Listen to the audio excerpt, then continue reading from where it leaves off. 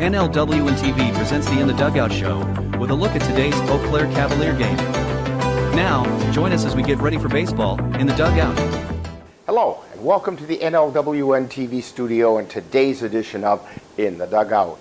Rick Olson here, and we're getting ready to bring you all the action of today's Westside Bar and Grill, along with Alzheimer's Association non-league game between the Eau Claire Cavaliers and the Plum City Blues from Carson Park in Eau Claire.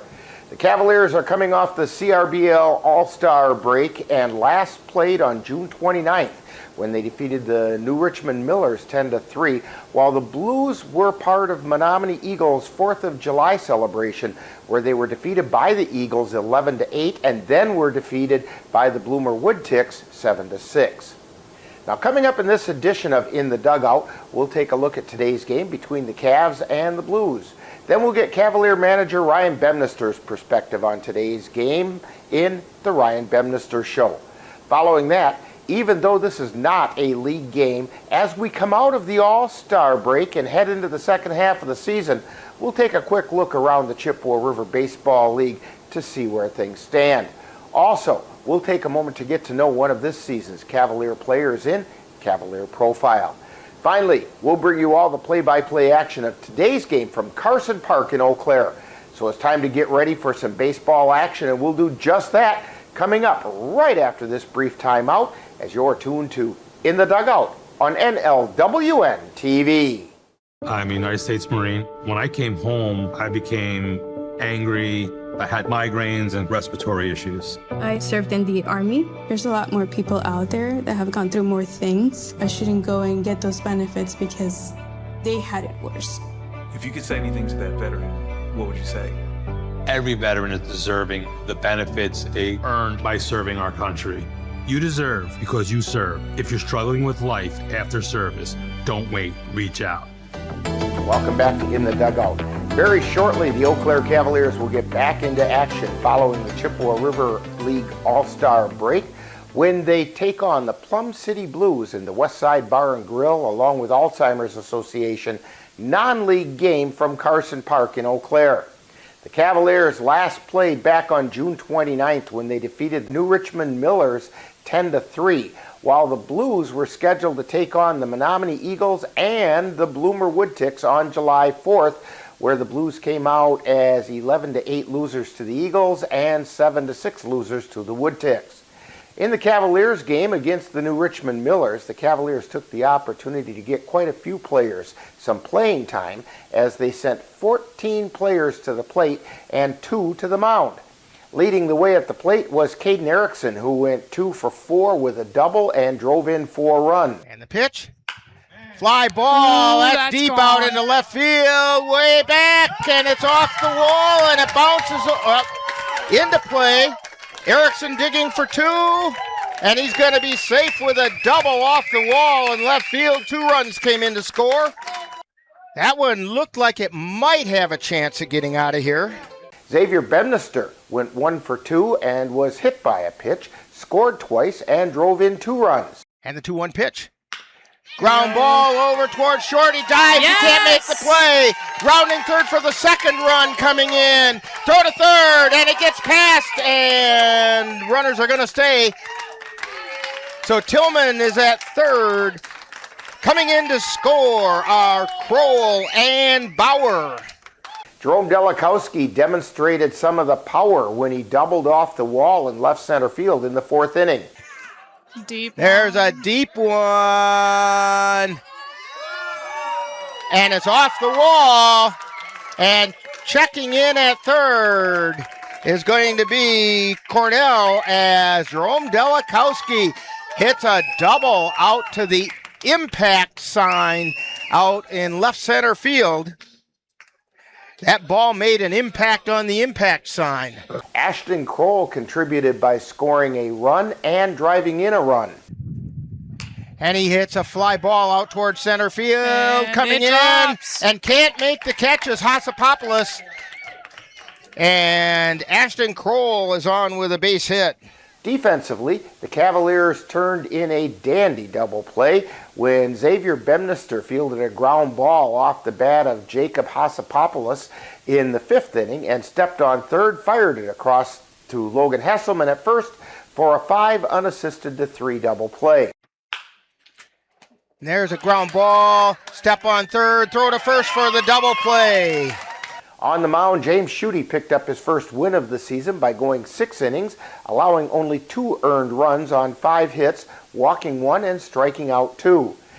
Aiden Ecker earned a save in his first appearance of the season on the mound by pitching the final 3 innings and allowing no runs on 2 hits while striking out 4.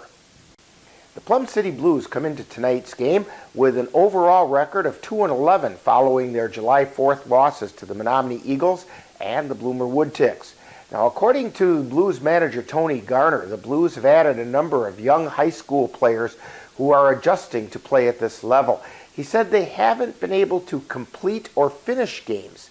As far as their pitching goes, they're pretty much pitching by committee and appear to be led by left-hander Landon Lampman, who pitched against the Cavaliers last year, along with right-handers Cody Brunko and Connor Ducklow. At the plate, Garner says their better hitters would include Brunko, Brett Bedung, Mitch Thomas, and Lance Johnson. Now, last season, the Blues faced the Cavaliers twice, with the Cavaliers winning both encounters by scores of 7-4 and 7-1.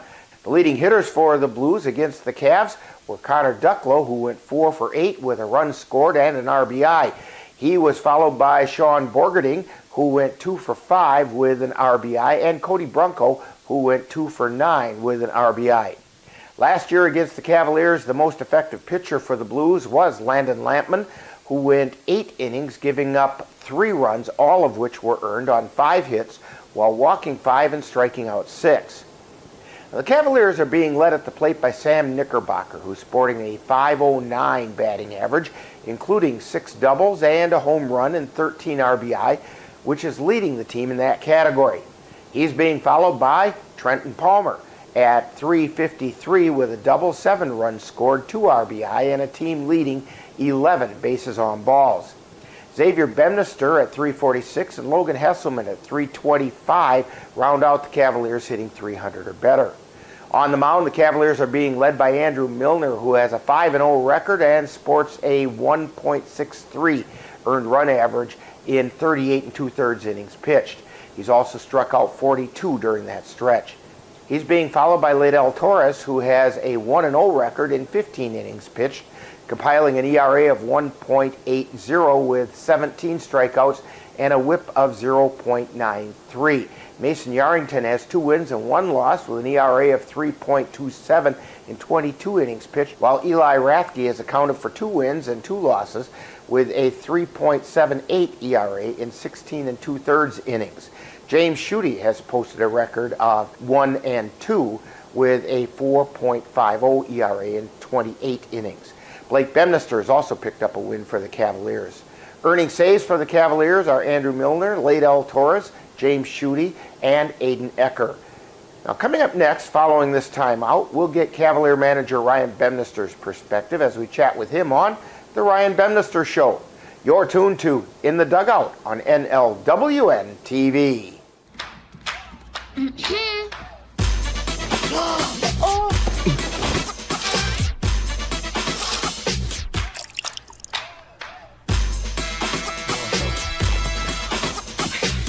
You're not going to get it all right.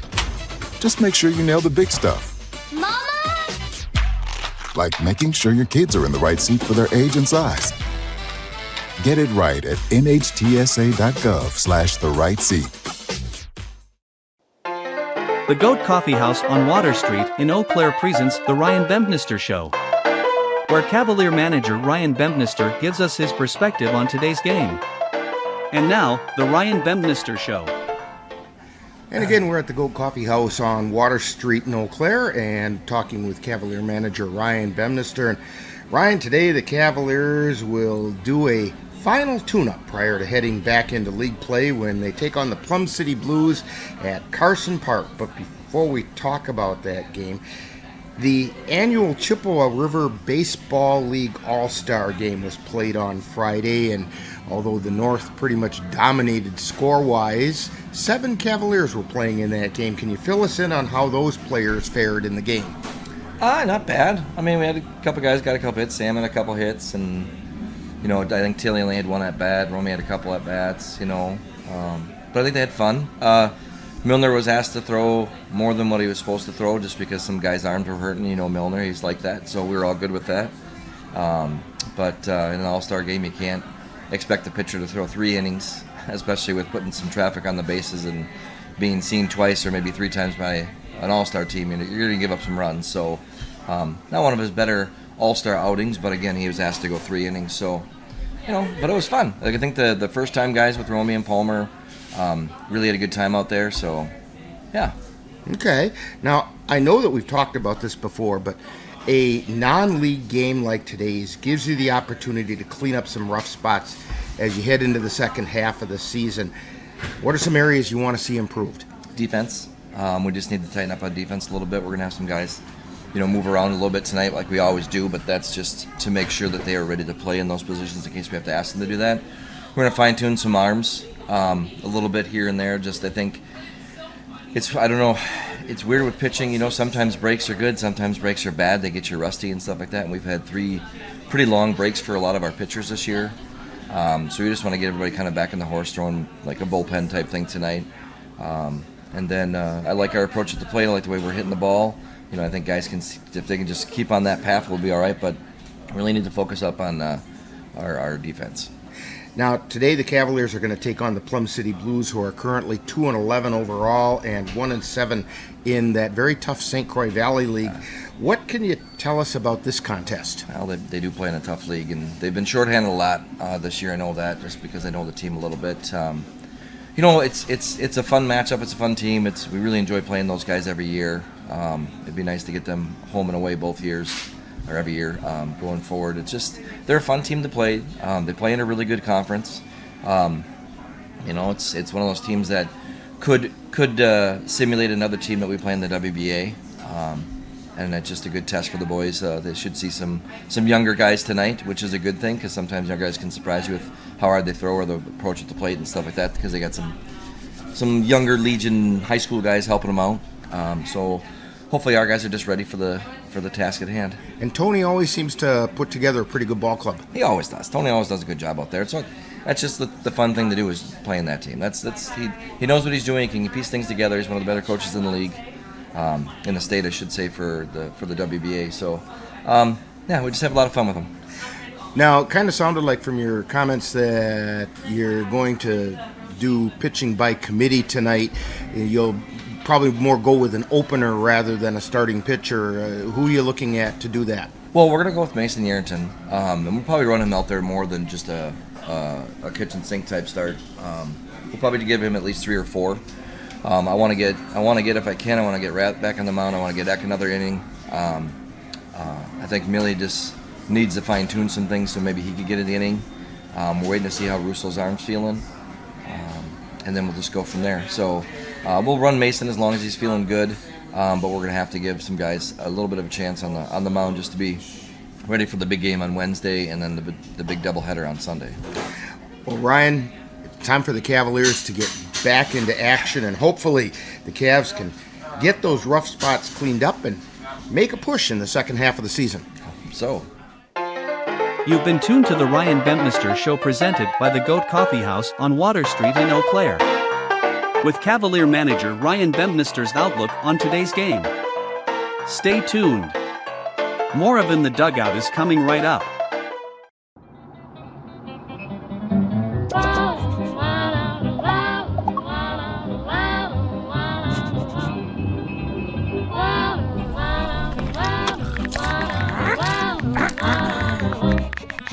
No.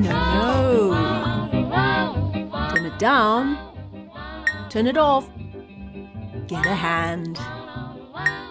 Lose the bells and whistles. Drive without distractions.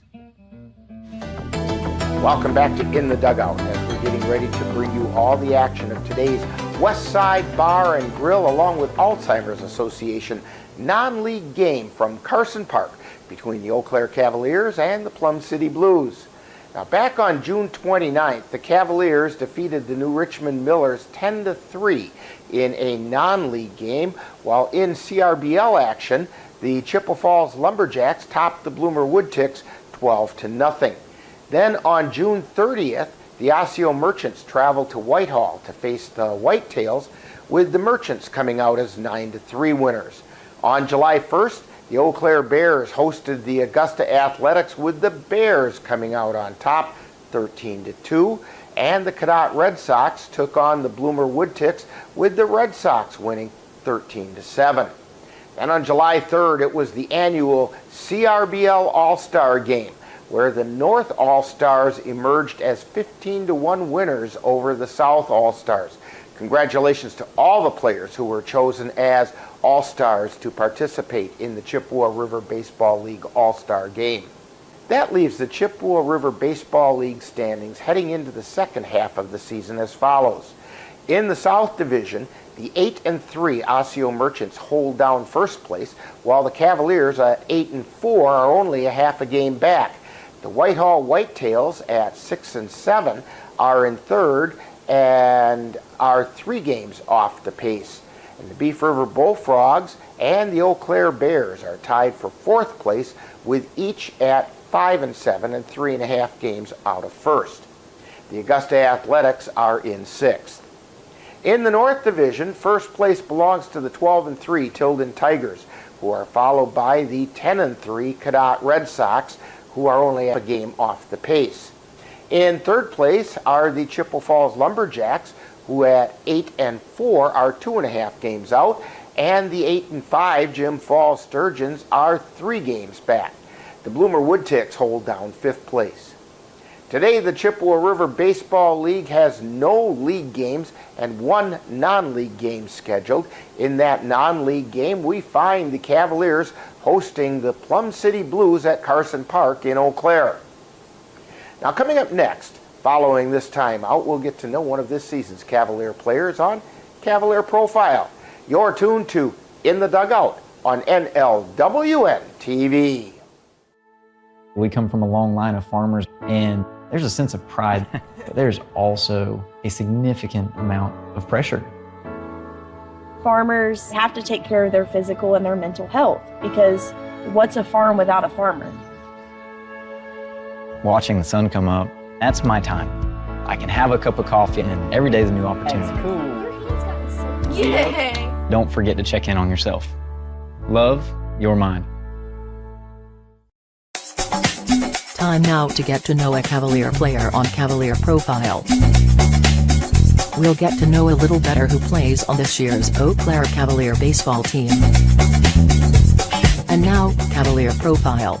Today on Cavalier Profile, we're talking with Andrew Milner. And Millie, tell us a little about yourself, where you grew up, the different levels of ball that you've played, and so on. For sure. So I grew up in and around Eau Claire. Played Little League with the Nationals, played with Hobby a bunch, which is pretty cool. And then growing up, I never really played baseball too much in the summer until I was about 13. Started playing summer ball and kind of fell in love with it. And now I'm playing in college over at St. Mary's, University of Minnesota, and playing here in the summertime, and I'm loving every second of it. So you can't beat a warm summer afternoon at Carson Park, can you? No, not at all. Nothing better. So when not playing baseball, what are some other things that keep you interested or occupied? Yeah, my family's got land up north, so we like going up there a bunch to fish. Me and my dad are huge fishermen, so if I'm not on the ball field anywhere, I'm usually fishing or in my room playing video games if the weather doesn't allow. Are you part of that sport of 1,000 casts, going after the big muskie, or are you going after the panfish for dinner? I'm not too big into fish with teeth, so I'm more of a sunfish or a largemouth, smallmouth bass kind of guy. Something you can put in the skillet and fry up. Exactly, right. I mean, I caught one walleye, and he's my trophy fish for my life. So okay, all right. Here's our signature rapid fire questions. Absolutely. First of all, pie, ice cream, cake, or cookies? Oh, ice cream. Which kind? I'm a vanilla guy. I'm pretty basic. Well, and with vanilla, it's all about the toppings. Oh, absolutely. And so you can do whatever you want with you it. got vanilla, you got vanilla bean, there's multiple different kinds too. Sure. I'm a vanilla connoisseur, so. Burgers, brats, or hot dogs? I'm a burgers guy. What do you want on that burger? Ketchup, mustard, pickles, cheese, just about everything but tomato. So. A fairly traditional burger, though. Yeah. Okay. And your favorite Major League team? Brewers. All right. Now, if you could sit down and have a conversation or a meal with some kind of baseball personality, whether it's a player, former player, other baseball personality, who would it be and why? Yeah, for sure. I got a couple that come off the bat right away. Bob Uecker would be one of them. And he played in Eau Claire. Played in Eau Claire. Huge baseball personality with the Brewers. It's just, you've never seen a guy fall in love with a team more than Bob Uecker did with the Brewers, and I really respect that. If we're going players-wise, a couple, Sandy Koufax, I'd love to sit down with. He didn't have a very long career, but it was super dominant. One of the most dominant pitchers that the MLB has ever seen. I've got to share this with you. My very first Major League game was back when the Braves were still in Milwaukee, and I got to see, my father took me to a Braves-Dodgers doubleheader. Koufax and Drysdale pitched the doubleheader, and I got to see Hank Aaron hit a home run off of Don Drysdale. But that was, talk about a all-star Hall of Fame. Absolutely. Yeah, it doesn't get any better than that. Okay, now, if you had a superpower, what might that be? I don't know. I kind of gravitate towards wanting to read people's minds. I love knowing what people think, and as a pitcher, if I know what the hitter's thinking, it's a lot easier for me to pitch to him, right? Okay, what am I thinking for the next question? Next question, what's my name going to be, superhero name? Hey, you nailed it. So what's your superhero name? I don't know. Kind of put me on the spot here. We'll go Magic Millie. How about that? Magic Millie, okay, all right. We're talking with Andrew Milner today on Cavalier Profile. How about a shout out to your family and friends that come and watch you play? Mom, Dad, Mackenzie, Elena, thanks for coming to my games. We're looking forward to seeing you in the summer. So remind us, when people come to Cavalier games, what number are you wearing and where are we going to find you on the field? I wear number 15, and you'll find me pitching the southpaw, the lefty. Okay, we want to thank Andrew Milner for joining us today on Cavalier Profile. Coming up next, more of In the Dugout. This has been Cavalier Profile, where we get to know a little better who plays on the Cavalier baseball team. Stay tuned, more In the Dugout coming right up.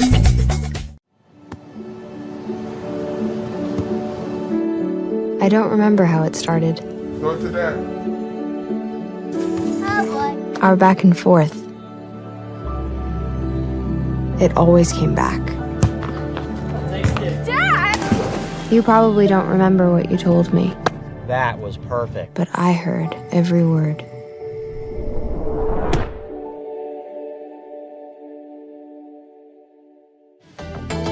Welcome back to In the Dugout. Today the Cavaliers will come out of the All-Star break by taking on the Plum City Blues in a non-league game from Carson Park in Eau Claire. Today's game gives the Cavaliers an opportunity for a final tune-up prior to heading into the second half of the CRBL season. The Cavaliers are locked in a tough battle for the top spot in the CRBL South, and they need to make sure that the engine is running on all cylinders when league play resumes on Wednesday. So, today we have exciting baseball coming your way, and we'll have all the action of today's game for you right here on NLWN-TV. Now, in just a moment, I'll join our broadcast crew in the Marine Credit Union broadcast facility at Carson Park as we get ready for today's Westside Bar and Grill, along with Alzheimer's Association non-league game between the Eau Claire Cavaliers and the Plum City Blues. That's all coming up next. You've been tuned to In the Dugout on NLWN-TV.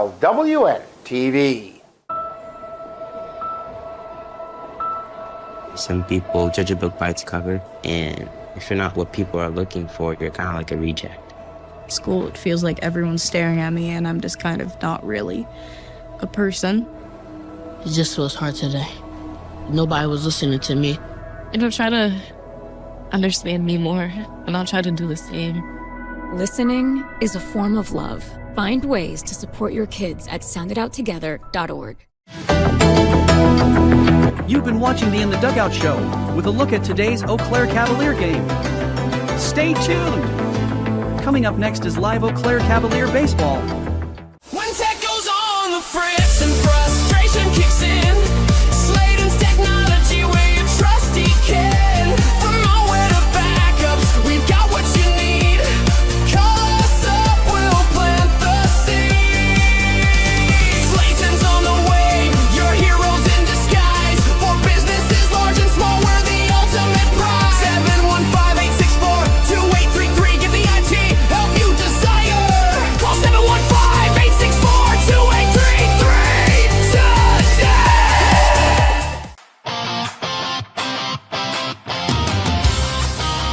NLWN-TV presents Eau Claire Cavalier Baseball.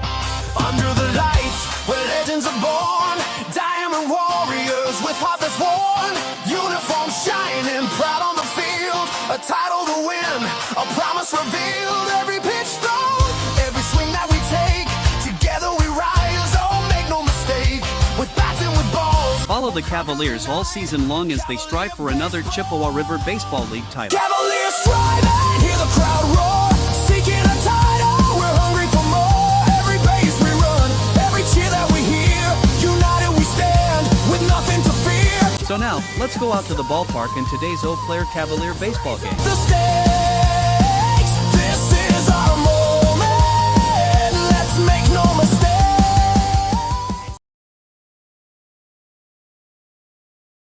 Campus of UW Eau Claire. We'd love to have you come out and join us. And if you've got any questions about the walk, feel free to check out the table on the way in, right through the gate doors there. We've got all sorts of information, brochures, flyers, weird little purple candies that taste awful, but all sorts of stuff. If you have any questions about the Alzheimer's Association or the Walk to End Alzheimer's or how you can get involved with the Alzheimer's Association, feel free to grab me at any point. Throughout the game today, both the Alzheimer's Association and Westside Bar and Grill are going to be pulling ticket stubs for drawings in the middle of every inning throughout the game. We've got some really special stuff to give you guys for coming out and joining us today. It's going to be a lot of fun. We want to thank again the Sam and Live Memory Choir for coming out and singing for us today. An absolutely amazing job. You can find the Sam and Live Memory Choir online through Facebook and through their website. They're an absolutely phenomenal group of people who do some really wonderful stuff and really lift the spirits of a lot of families who are living with Alzheimer's or dementia here in the Chippewa Valley. And now we can hand it over for our first pitch, our ceremonial first pitch. All right, tonight's first pitch on behalf of Westside Bar and Grill and Alzheimer's Association is going to be thrown out by Mr. Jeremy Cole. He's going to throw to Sam Ashton. All right, Jeremy, show him what's done.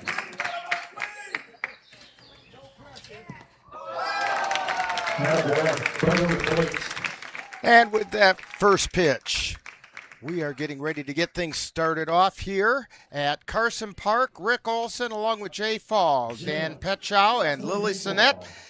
And we're getting ready to bring you the Cavaliers taking on the Plum City Blues in the Westside Bar and Grill Alzheimer's Association game at Carson Park. Real quickly, while the Cavaliers are taking their warm-up tosses, Jay, very fast, run through the starting lineup, at least for the Plum City Blues. Okay, for the visiting Blues, leading off center fielder Landon Lampman, followed by the pitcher Brett Brydung in the second position. Batting third, Mitch Thomas, the first baseman. Cody Brunkow is batting cleanup, and he's playing second base. Jacob Paschal is at third base. Jacob Beckel is in the sixth position. He's a designated hitter. Sean Borgerding is in right field, batting number 7. The eighth batter, Tyler Kilbotton. The shortstop, Joaquin Fuentes, is the catcher, and he is batting ninth. And Miles Kroleski is out in left field for the Blues. And for the Cavaliers tonight, it'll be Tillman leading off, followed by Bemnister, Erickson, Knickerbocker, Hesselman, Crowell, Timon, Gopinski, Trent Cornell, and Trenton Palmer. 84 degrees, a very light breeze here at Carson Park. South-southwest winds, 6 miles an hour, maximum wind gusts up to 9. To get us started, here's Rick Olson. Thank you, Jay. And leading things off for the Plum City Blues, Landon Lampman. He's playing center field for the Blues. Mason Yarrington on the mound, and the first pitch is low for ball 1.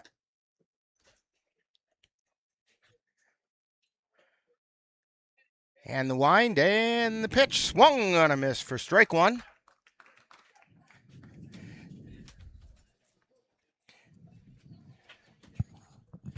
And the pitch. Strike called on the inside corner. This is the third of 3 games today, and if you want to know how that is, just ask Lily. She's been out there working camera for the Eau Claire Express, which swept their doubleheader against the Wausau Woodchucks. And now the Cavaliers are playing the third of 3 games here at Carson Park. And now 3-2 count to Landon Lampman.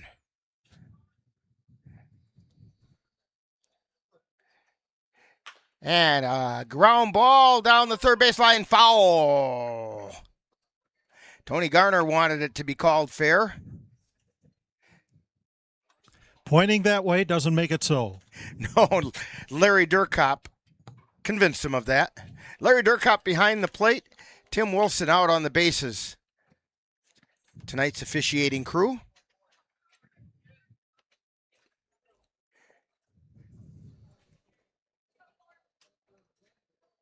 Yarrington into the wind and the payoff pitch. Fly ball foul off the left side. Cavaliers defensively. Bemnister is on third, Erickson at short.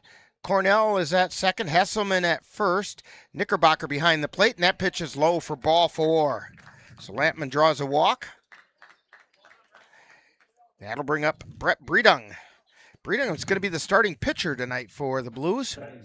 Out in the outfield for the Cavaliers, it's Kroll, Tillman, and Palmer, with Mason Yarrington on the mound. And the first pitch, and that got him in the hip.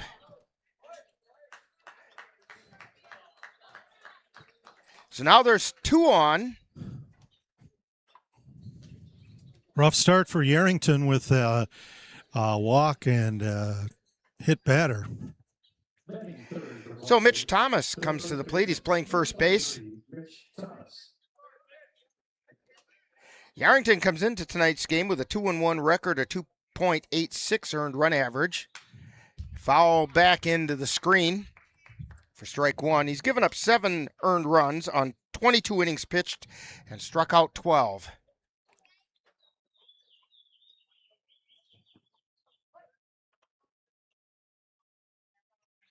And the pitch, missed outside for a ball.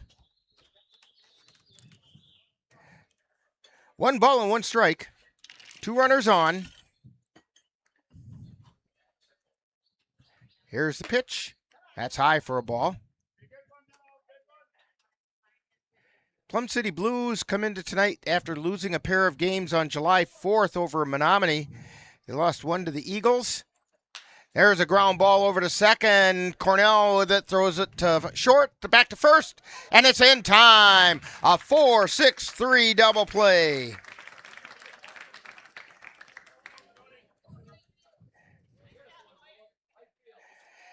Lampman went over to third.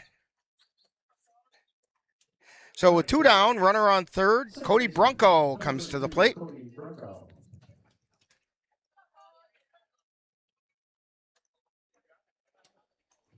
Swing and a miss, strike 1. Jay, we were talking before the game about how some of these names for the Blues are pretty familiar because we've called them in high school. Baseball, football, basketball. We have a lot of Spring Valley and Elmwood names. Here's the 1-1 pitch. Ground ball over to third. Bemnister with it. Throws it over to first in time. And the Cavs get out of the inning on a 5-3 put out. So for the Blues, no runs on no hits, no errors, and 1 man left on base. We played a half an inning, and it's the Blues 0, Cavaliers coming to bat on NLWN-TV. Debt doesn't have to be complicated. Let Marine Credit Union simplify your debt so you can feel good about your money. Schedule time to get started at marinecu.com. Federally insured by NCUA. Honey, the kids are antsy. What can we do that will keep all of us entertained and won't break the bank? How about we take them to the Cavaliers game? Tickets are inexpensive, there's popcorn, hot dogs, and other baseball treats, and great baseball action.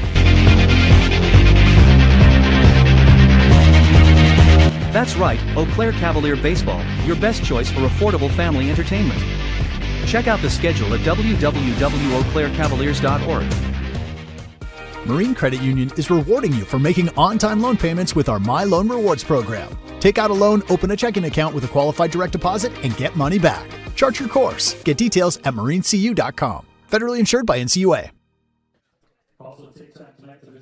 And we're back here at the Marine Credit Union broadcast facility at Carson Park. And Cavaliers are going to try to get things started here in the bottom of the first inning. Leading things off is Brayton Tillman. Tillman batting .268.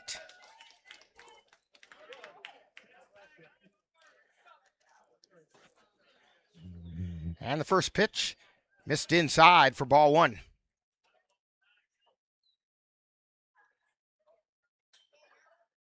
Here's the wind in the pitch. That's high. Ball two from Cody Bronco, or Brett Bredung. I knew it was one of those names I recognized. There's a fly ball out into left field. Moving over, making the catch is Miles Krajewski.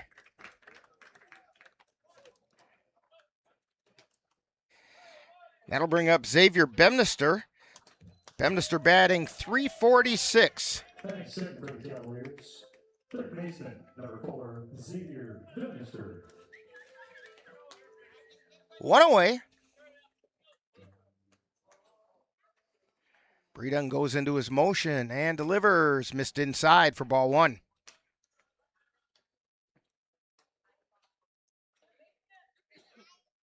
And the pitch.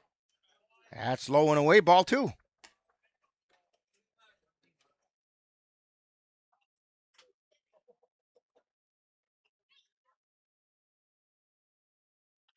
Bredung winds and fires, and that one's fouled off the right side. Ooh, that one's going to come close to that car that was driving by. How about that? You're driving peacefully down the road at Carson Park, and all of a sudden a baseball comes through your windshield. And there's a ground ball over towards second. Scooped up and throw over to first. Nice scoop by Cody Bronco.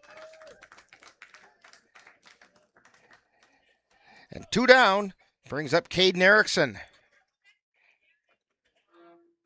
Erickson, like Tillman, are fresh off All-Star appearances.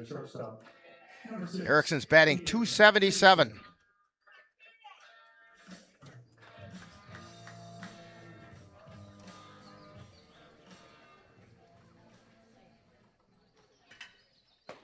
And there's a strike at the knees. No balls, one strike.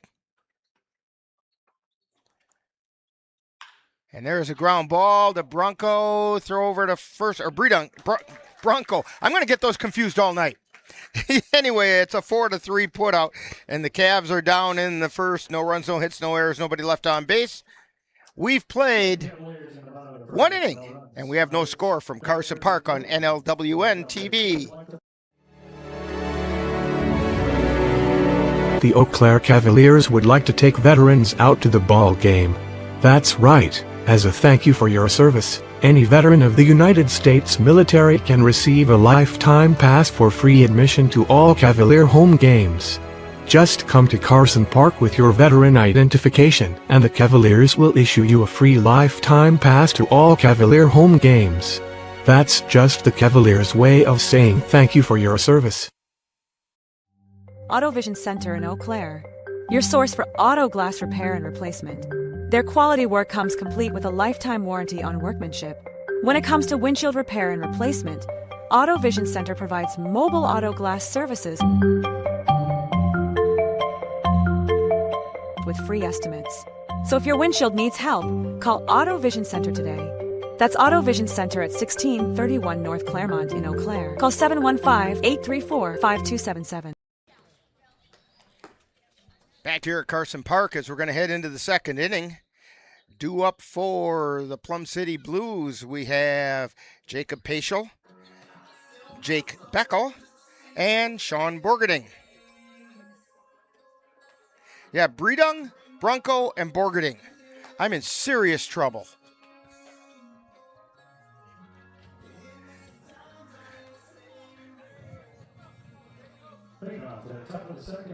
So, Jacob Paschal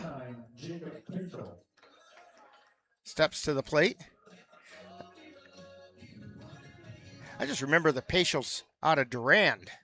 Maybe he's a Durand kid. That pitch missed low for a ball.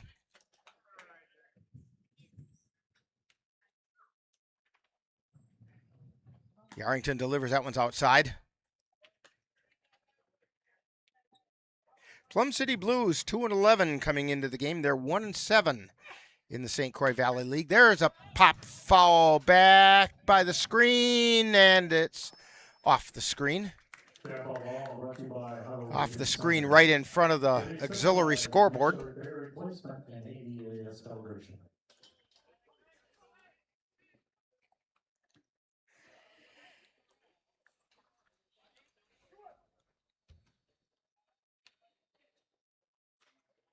Yarrington winds and delivers. There's a strike on the outside corner.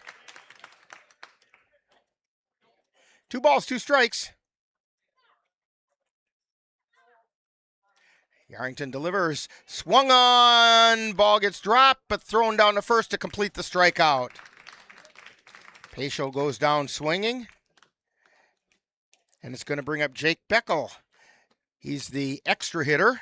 Batting 6th, the extra hitter, number 19, Jake Beckel.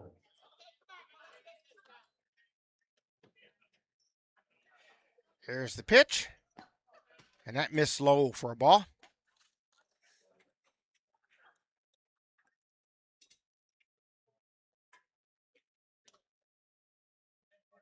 And a swing and a miss. Chased the high fastball that time. 1 ball, 1 strike. And a swing and a miss, strike 2.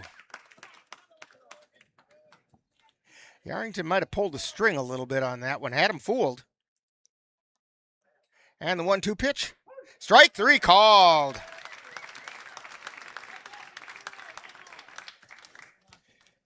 And we'll put the backward K down in the scorebook for that one. And up steps Sean Borgerding. He's playing right field.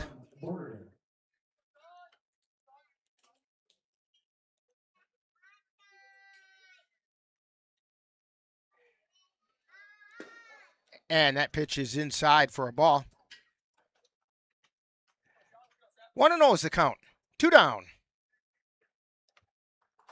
Swing and a miss. Counts even at 1-1.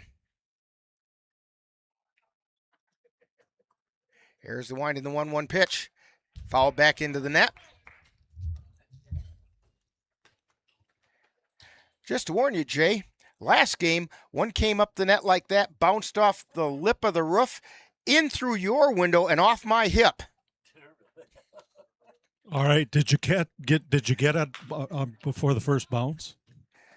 John did. A ground ball over to first, picked up by Hesselman. He takes it himself. And a 3-up, 3-down inning. We've played an inning and a half, and the Blues nothing, Cavs nothing on NLWN-TV.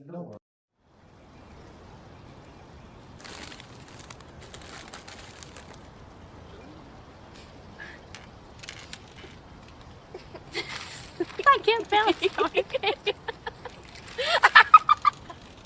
Oh my God. Wait, look. Wait, look at me.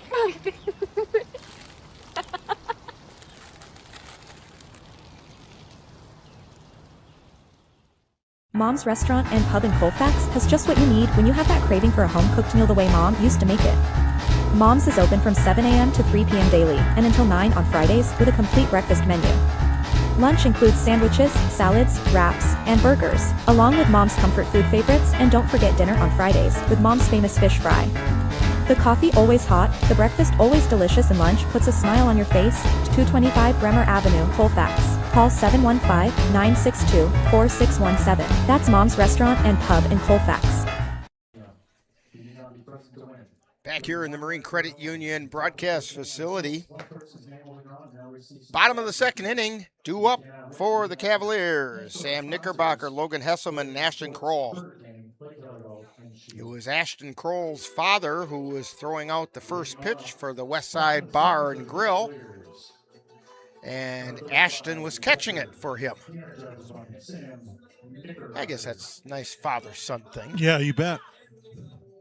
So Sam Knickerbocker steps in, batting .509, and he hits a fly ball foul down the left side off the bleachers. That ball brought to you by Iron Lake Endeavors, located on the shores of Iron Lake in New Albany, Wisconsin. So no balls and 1 strike to Knickerbocker. Here's the wind and the pitch. Strike called at the letters. 0-2 is the count. Knickerbocker's hit streak got stopped in the last game. That one got Knickerbocker. Sorry, Sam, that doesn't count. So he heads down to first. You can't start a hitting streak just because the ball hits you. And we have a courtesy runner coming in for Knickerbocker. It's Brighton Bauer. Number 1, Brighton Bauer. Bauer, the courtesy runner. Now batting for the Cavaliers, the first baseman. Brings up Logan Hesselman. Hesselman batting .325. Bauer with his lead at first. Breeding throws over and Bauer's back.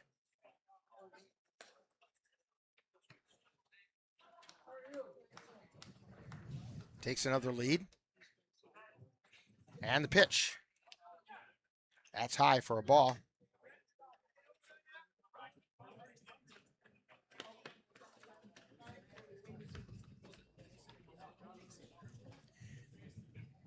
Breedung fires.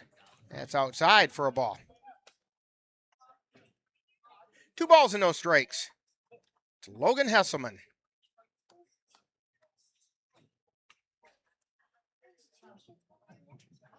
Bauer goes. Pop up, foul, back off. It's going to be off the roof. There it went off the roof. The official bar and grill sponsor of the Eau Claire Cavaliers. So Bauer had to go back to first. 2 balls and 1 strike.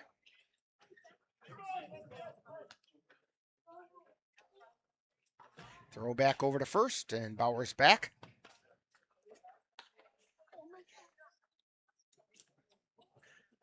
Well, Bauer has Breedung's attention, that's for sure. And the pitch, he goes again. That one's inside, and no throw is going to be able to be made. Fuentes had to double check, make sure he had the ball. It's going to be a stolen base for Bauer. And it's a 3-1 count to Logan Hesselman. The hitter's pitch is fouled back into the net. Hesselman wanted that one.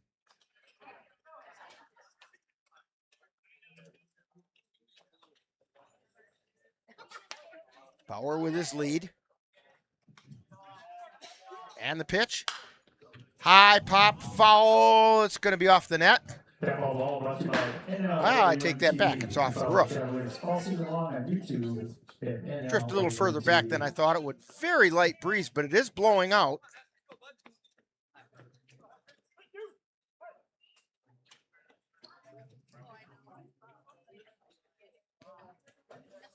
And the pitch. There's a short pop-up into center field, moving back and hanging on to make the catch. Bauer heading to third, and he's safe. And his foot came off, but his hand went down. Tyler Kilbottom went back and made the catch. Bauer took a risky chance at tagging and going, but he beat the throw.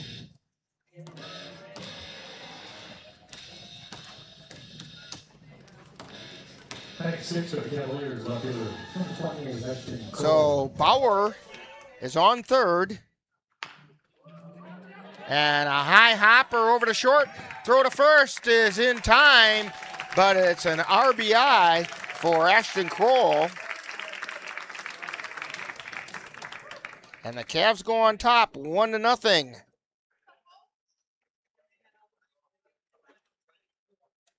And a brings up Cole Timon with 2 down. Timon comes into the game batting .222. He's the extra hitter tonight.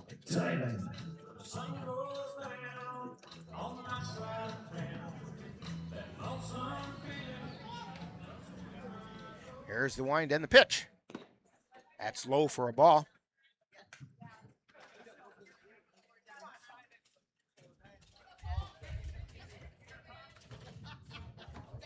And the pitch. Strike called at the letters.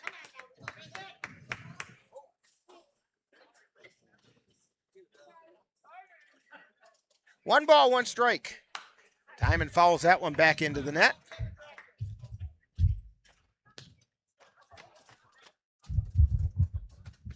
That one sounds like it's rolling down along the roof here.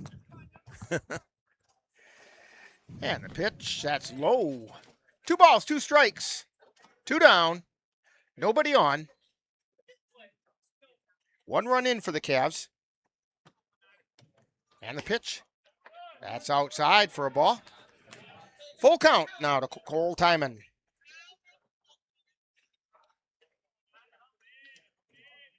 Here's the wind and the pitch. Ground ball over towards short. Picked up and throw to first in time. And the Cavs are out in the second. But they do pick up 1 run on no hits. There were no errors and nobody left on base. We've played 2 innings, and it's the Cavs 1 and the Plum City Blues nothing on NLWN-TV. NLWN-TV is excited to bring you Eau Claire Cavalier baseball.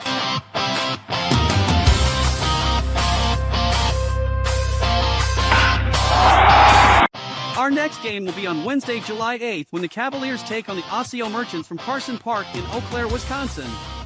Coverage on NLWN-TV begins with the In the Dugout show at 6:30 p.m.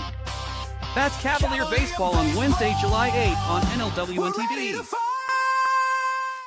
Get in touch with the roots of the Chippewa Valley at the Chippewa Valley Museum, located in Eau Claire's Carson Park, with a mission of connecting people to their community and inspire curiosity. From reinventing the Chippewa Valley, a century of change in farm life, the Farmhouse Theater, along with the Wisconsin Logging Museum and Logging Camp. Also, the Chippewa Valley Museum features special temporary exhibits and traveling exhibits, as well as web exhibits. The Chippewa Valley Museum is open Tuesdays through Saturdays. Call for more information at 715-834-7871. The Chippewa Valley Museum invites you to bring a chair or blanket and join them on Sunday for Music on the Lawn from 2 to 3 p.m. right outside the museum. This Sunday they feature the Kathy Wrights Trio. For more information, give the museum a call, 715-834-7871. Those are kind of nice music on the lawns that they have. They're usually pretty relaxing and a lot of fun. And a chance to get out and enjoy some sunshine and just be in the park. Tyler Kilbutton, the shortstop, steps to the plate. He'll be followed by Aiken Fuentes and Miles Krajewski. And the first pitch is a called strike. No balls in a strike. Yarrington winds and delivers. There's a ground ball over towards second, and it gets through the hole out into right field.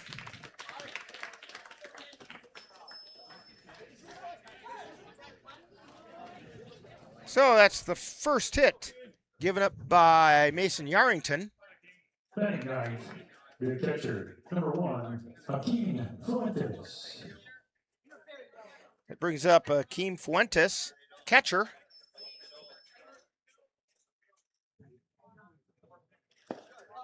And that pitch just missed low.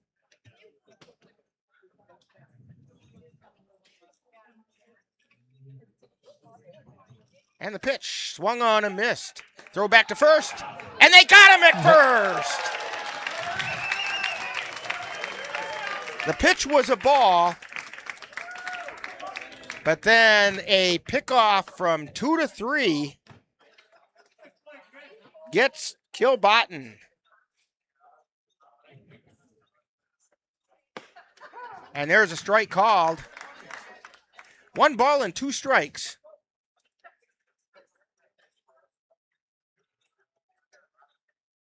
And the pitch.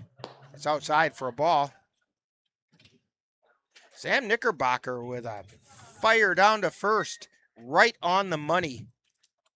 Logan Hesselman didn't hardly have to move at all to make the tag. Check swing, and he went for a strike. 2 down. Brings up Miles Kraski. Batting 10th, the left fielder, number 6, Miles Karleski. Kraski playing left field.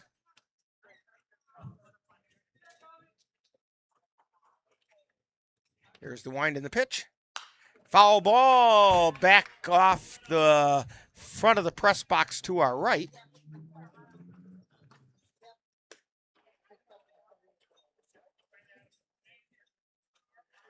Well, Jay, I see that this makes a lot of sense. I see that the no-see-ums are out tonight. I can see the no-see-ums. And that one missed outside.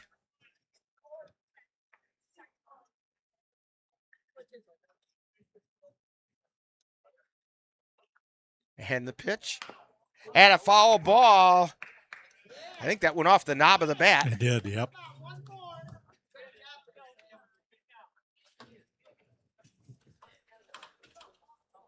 Larry Durkop was explaining it works better if you hit it with the other part of the bat.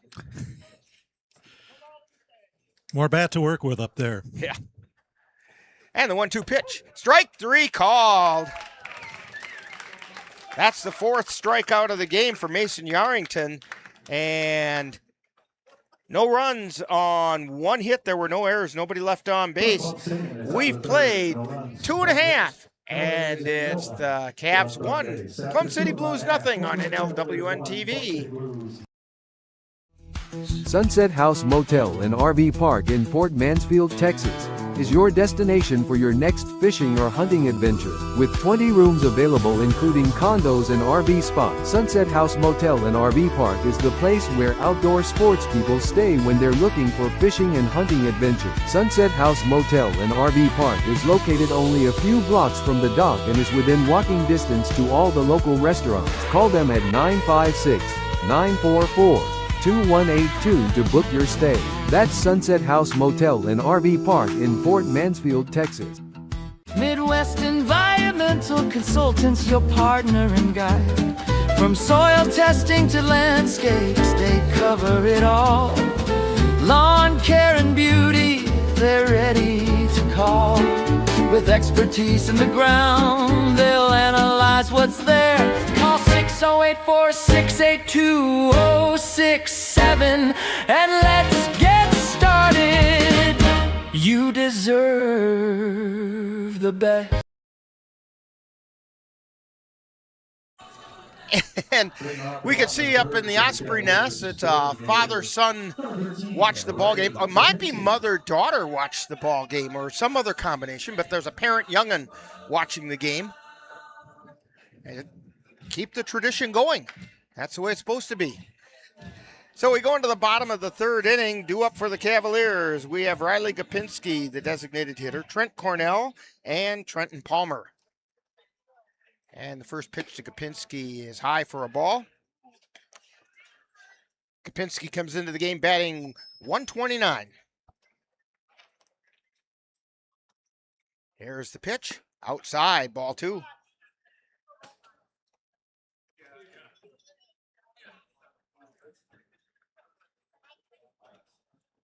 Here's the wind in the 2-0 pitch. Strike called on the outside corner. Fastball that time by Brett Breedung. Here's the pitch. Swung on a miss, strike 2. He went after the high fastball. That may have been in the zone. Breedung winds and fires. Check swing. And they appeal down to first, and Tim Wilson says he went. So 1 away. Brings up Trent Cornell. Cornell batting 167. Number 25, Trent Cornell.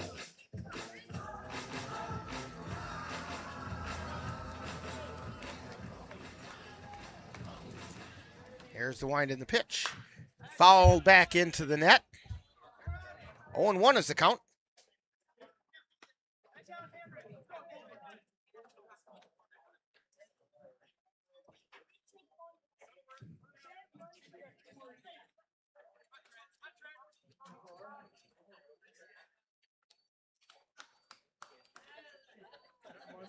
There's the wind in the pitch. That was high for a ball. 1 ball, 1 strike, 1 out. And the pitch. Swung on a miss, strike 2.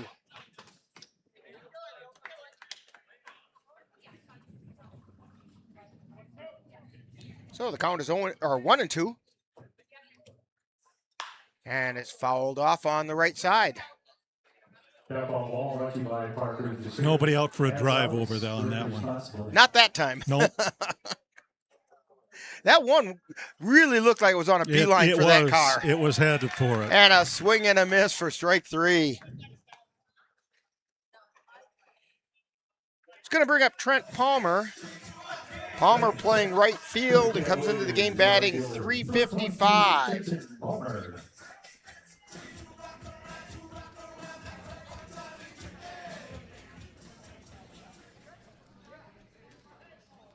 Here's the wind in the pitch. Strike called on the outside corner.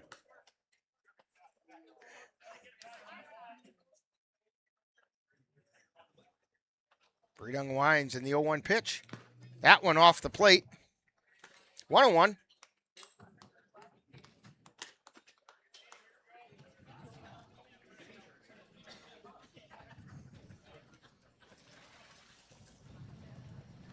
And the pitch fouled off on the left side. 1-2. Play Against Sports, located at 3015 East Hamilton Avenue in Eau Claire.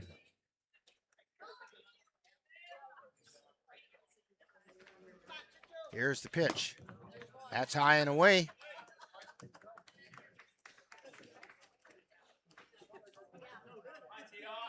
Two balls, 2 strikes, 2 down. And the 2-2 pitch. Ground ball over towards second, and it took an unusual hop, but off the glove, and they do chalk it up as an error. Yeah, Cody Brunko ended up looking around for that when that shot went up into the air. So Palmer's on base. Takes us back to the top of the order. Brayton Tillman, who flew out to left his first time up.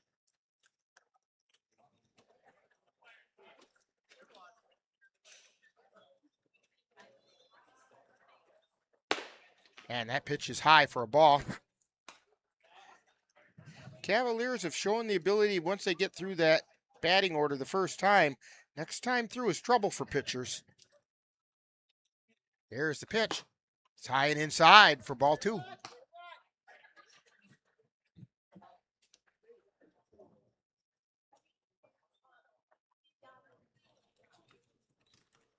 And the pitch.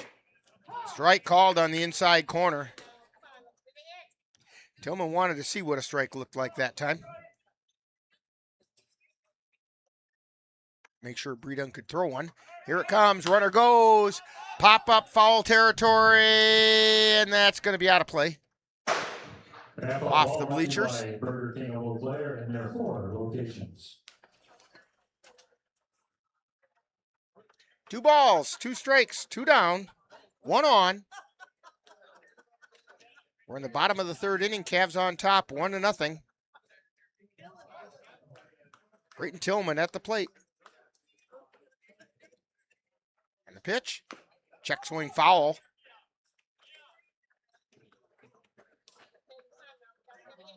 Count holds it 2-2.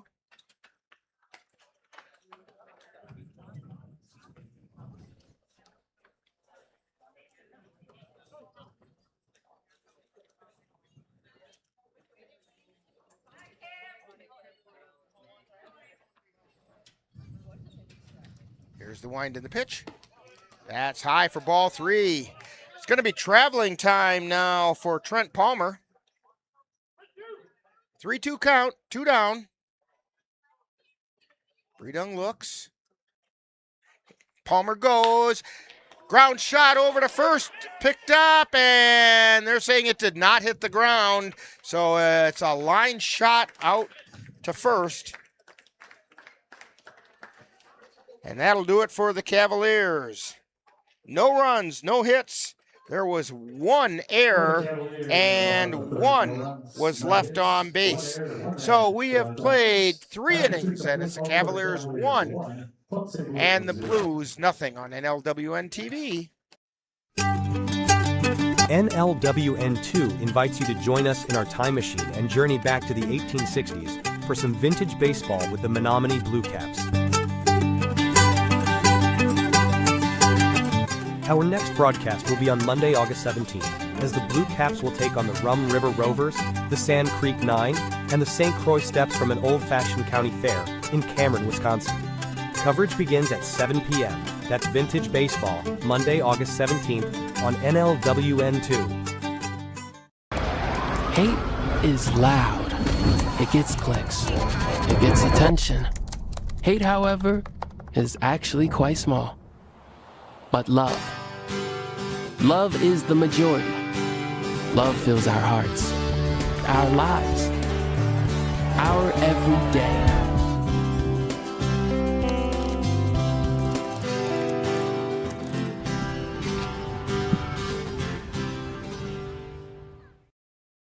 And welcome back to Carson Park and the Marine Credit Union broadcast facility. Cavs on top, 1-0. We head to the top of the fourth to take us through the middle innings. Here's Jay Fall.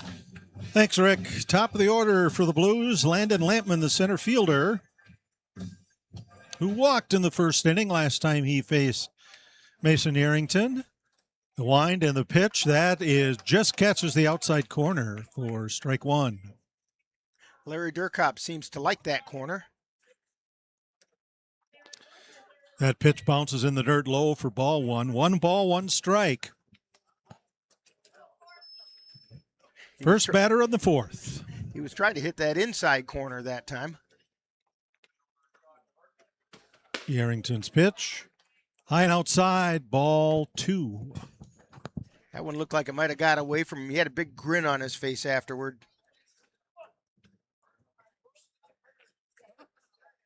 Arrington's pitch. Outside for ball 3. 3 balls, 1 strike.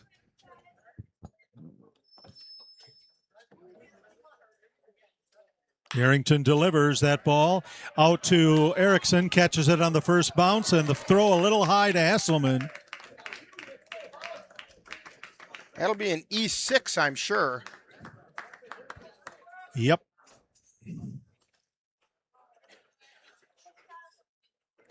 And the ball did go out of play, so it's a 2-base error. Brett Breidung, the pitcher, who was hit by the pitch in the first inning. That ball outside for ball 1. And he was part of a double play that the next batter, Mitch Thomas, hit into. Swing and a miss. Strike 1. 1 ball, 1 strike.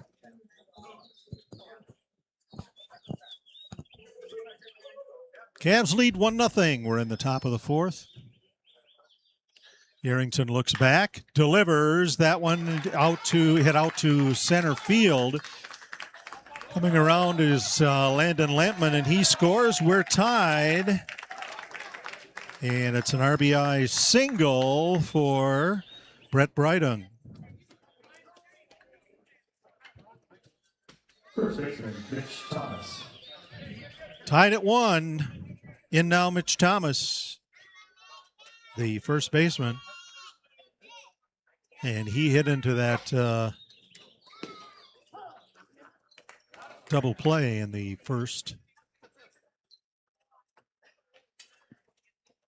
Yeah, that was to Cornell, to Erickson, to Hesselman.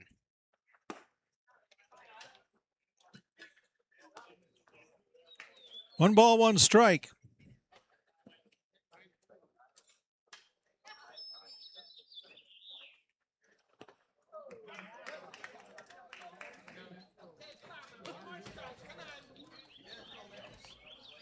Brydung's still at first. Had to be some real movement on that ball. Knickerbocker had to dig it out of the dirt, but Thomas was swinging and missing. And that ball hit into right field, and Palmer will field it, throw it in, and another base hit for the Blues. They're finding some gaps right now.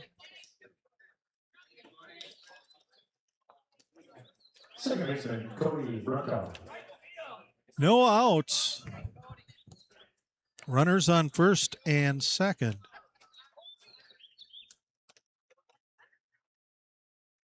Yarrington looks back, delivers, and that pitch hit Cody Brunkow. So bases are loaded. Ryan Bemnister going to come out and have a talk.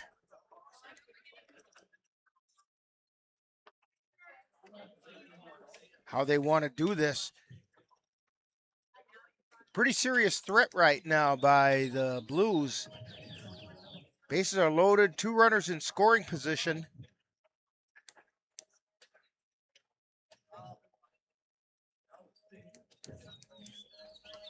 Mitch Thomas out at second is doing something I haven't seen players do in quite a while. He's holding his helmet up above his head because those gnats will go after the highest point. And so they go after the helmet to keep them out of your eyes. Oh, okay. Another new thing I learned today. Yes. Dan said always be shorter than the other guy. That works for lightning, too.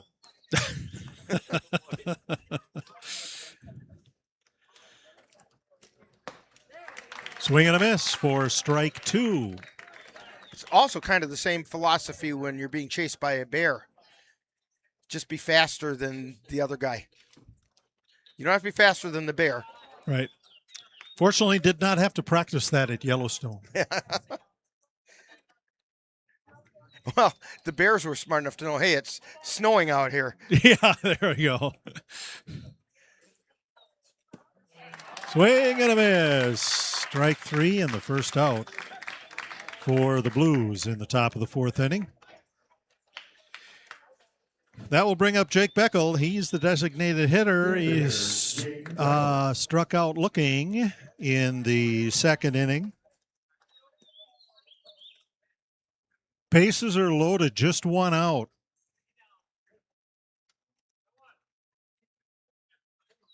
Yarrington delivers. That pitch high for ball 1. This being a non-league game, I think Ryan Bemnister's going to give Mason Yarrington a chance to work out of this. And that ball into the dirt, and Knickerbocker covered it well. As Beckel signaled to Brydung to stay put at third. Yarrington checks third, delivers. That ball hit out into left field, diving for it, and not being able to get it. Crowell. And 1 run will score.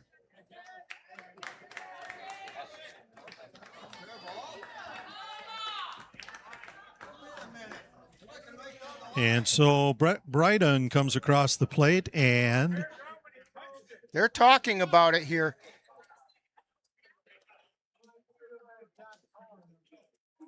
Didn't put the run on the scoreboard yet.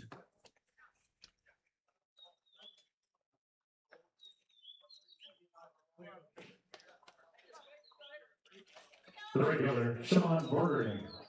Sean Borgerding now the batter.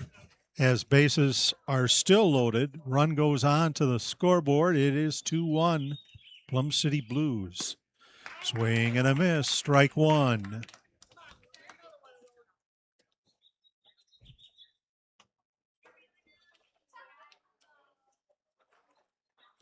Yarrington's pitch catches the inside corner for strike 2. No balls, 2 strikes, 1 down for the Plum City Blues. That pitch just inside for ball 1, 1-2. That was a pretty good chase me pitch there. Just out of the zone. Arrington delivers. That ball hit into short center field. Thomas will score for Plum City.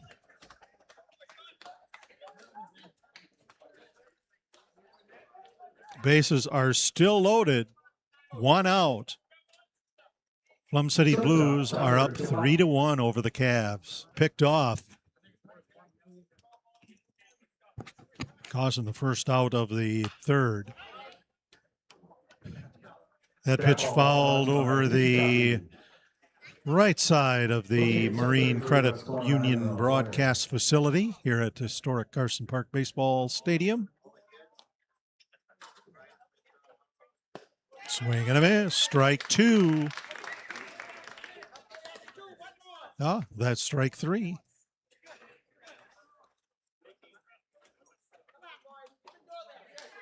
And so 2 strikeouts, but 3 runs have scored for Plum City. Coming up now, Akeem Fuentes. Yarrington has 6 strikeouts in this inning, or this game. In fact, Fuentes had 1 of them. That ball fouled over the first base side of the press box. No balls and a strike. 2 outs for the Plum City Blues. Swing and a miss. Strike 2.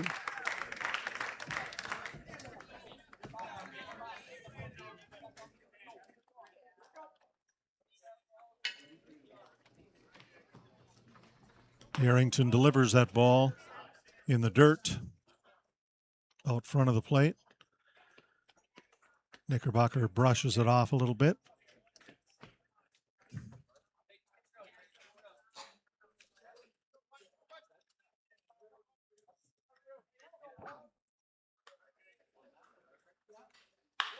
Delivers that one.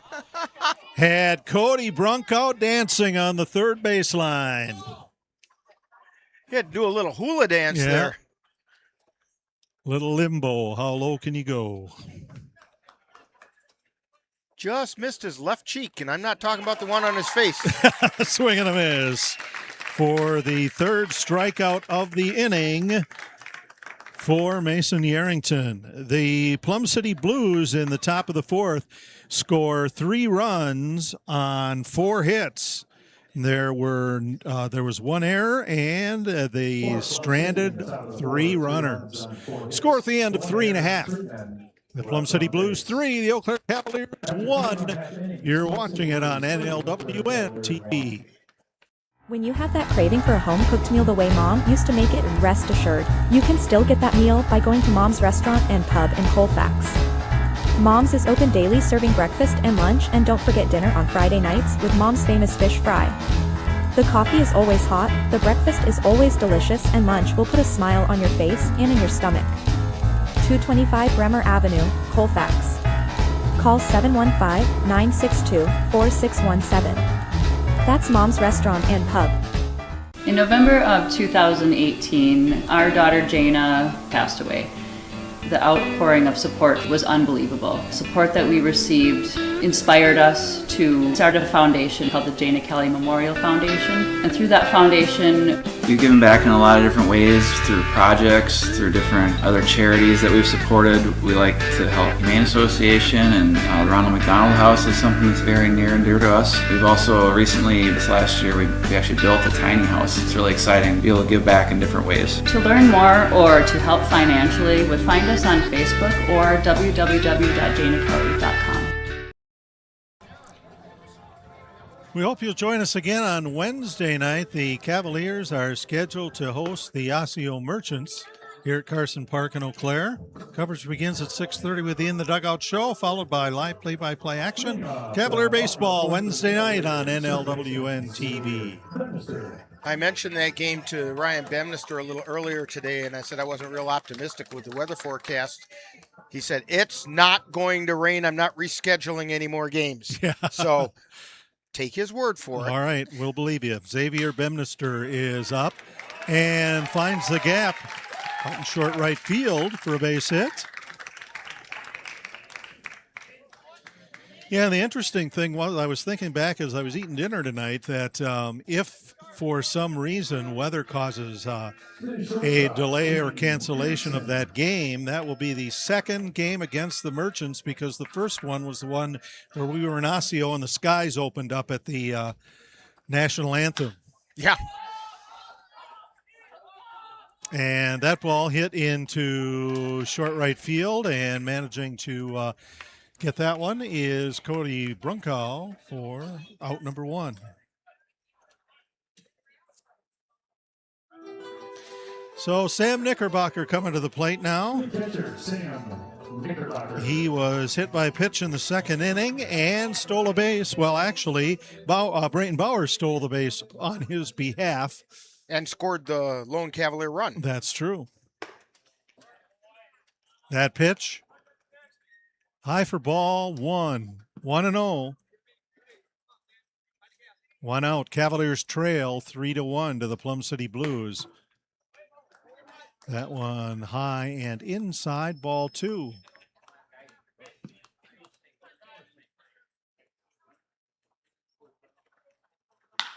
And Knickerbocker into the gap on in between first and second. And we have 2 Cavaliers on.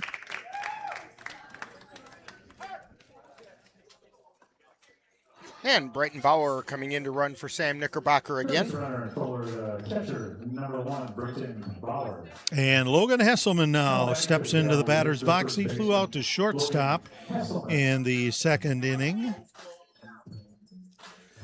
Cavs have runners on first and second, trailing 3-1 to Plum City. Riding delivers. That pitch inside for ball 1. Yeah, that pop out by Hesselman, his first time up, was to kill Botten at short, but he was out in center field, backing out there to make the catch, and it did advance the runner to third. And the throw to third, and they got him. That throw to Jake Paschal.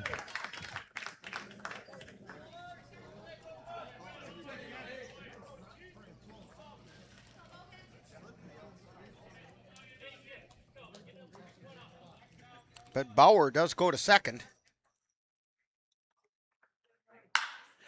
Long fly. And long ball to right field, and that is gone onto the fan deck. A 2-run homer for Logan Hesselman.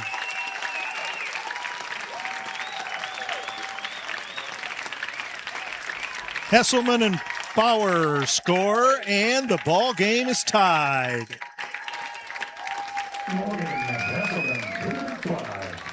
That was one of those, as soon as it left the bat, you just had this feeling, that one's gone.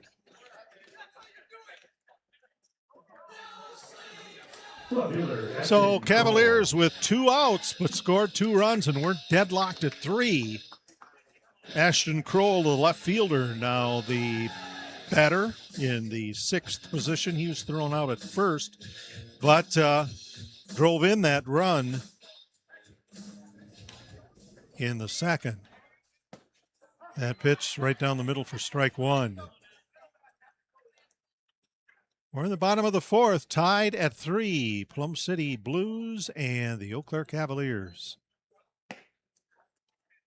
Next pitch outside from Brydung for ball 1. 1 ball, 1 strike.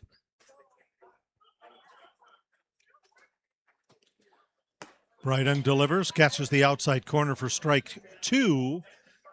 1 ball, 2 strikes to Ashton Kroll. That pitch outside evens the count at 2-2. Deuces wild, 2 balls, 2 strikes, 2 outs for the Cavs. That pitch swung on, fouled back toward the Cavs warm-up circle. On deck circle.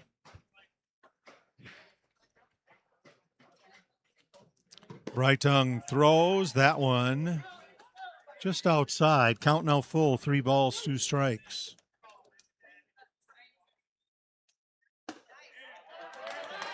And a free base for Ashton Kroll on ball 4. We'll bring up extra hitter Cole Timon. He was thrown out at first when he batted last in the second inning. All right, for the Cavaliers, the extra hitter, Cole Timon.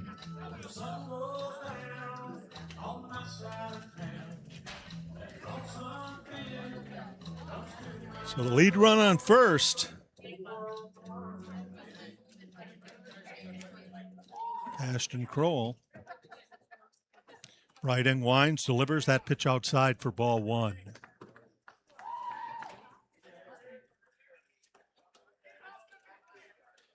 Holding it behind his back, not too worried about Kroll over on first. That ball fouled over the top of the Marine Credit Union broadcast facility off toward the first baseline.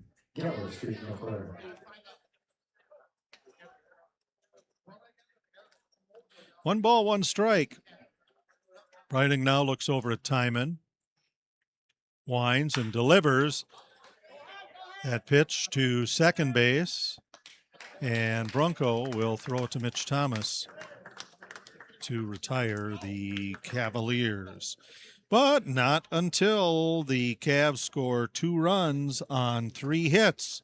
There were no errors, and the Cavaliers stranded 1. We're through 4 complete innings and tied 3 runs apiece. The Plum City Blues and the Eau Claire Cavaliers on NLWN-TV.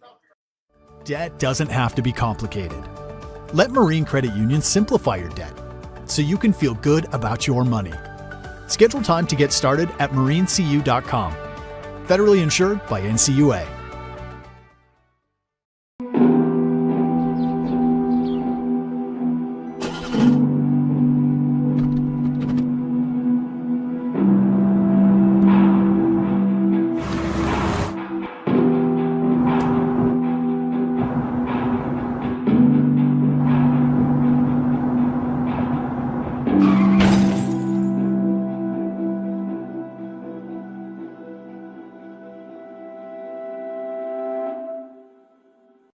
Marine Credit Union is rewarding you for making on-time loan payments with our My Loan Rewards program. Take out a loan, open a checking account with a qualified direct deposit, and get money back. Chart your course. Get details at marinecu.com. Federally insured by NCUA.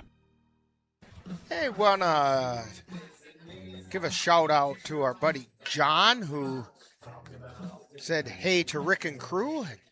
We want to say hey right back to you, John. You can also send us a hey if you'd like to. Let us know where you're watching from. If you're watching us online, just drop us a line. That made all kinds of sense there, didn't it? Also, a shout out to our regular viewers out in Gillette, Wyoming.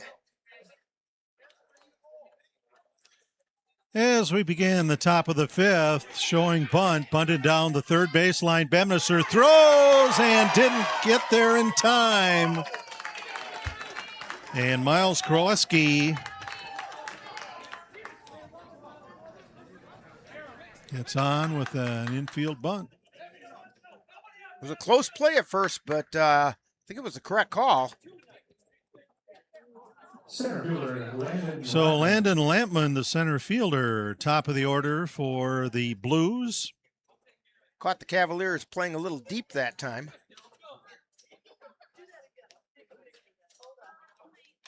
Lampman got on in the 4th inning on a 2-base error and walked in the 1st inning, and that ball hit out to center field, going back to get it, and with the catch is Braden Tillman for out number 1.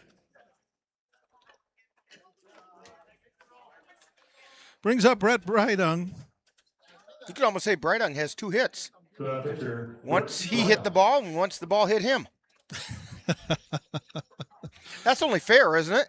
Well, yeah, except it won't look that way in the stats, but you know. Swing and a miss, strike 1.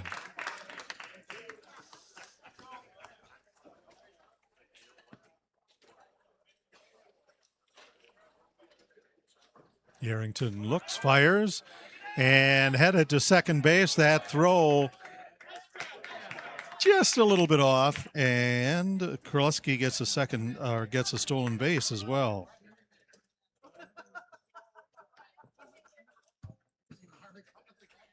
So Kraleski on second.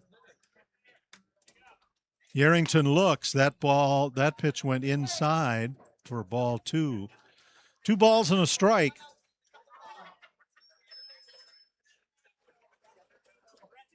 Yarrington checks, and that ball hit into right field.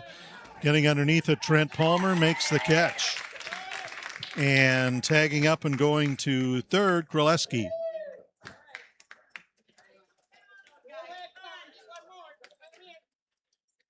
So Miles Kraleski on third for the Plum City Blues, and stepping into the batter's box, Mitch Thomas, the first baseman. First baseman, Mitch Thomas. He had a base hit to right field when he was up in the 4th inning and scored one of the runs, and was also part of the 4-6-3 double play in the first. Pitch outside for ball 1.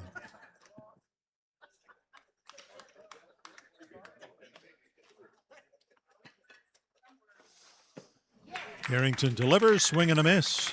Strike 1, 1 ball, 1 strike. 2 down for the Blues. We're in the top of the 5th, tied at 3. That pitch just over the top of the letters for ball 2.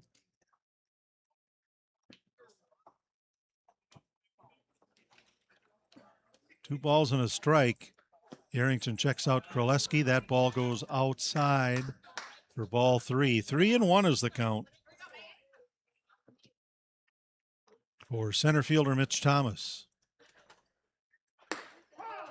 And that strike just caught the inside corner and had Thomas stepping back a little bit and makes the count full. And he gave Larry Durkop quite the look. Oh, and that just missed. Just missed. Maybe the look worked. Yeah. Seemed to. Second baseman, Cody Brunkow. So Cody Brunkow, the second baseman, now up. He was thrown out at first in the first inning and was hit by a pitch in the 4th inning. Yarrington's first hurl, high for ball 1. Runners on the corners. Yarrington delivers. That one just outside for ball 2. 2-0. 2 outs.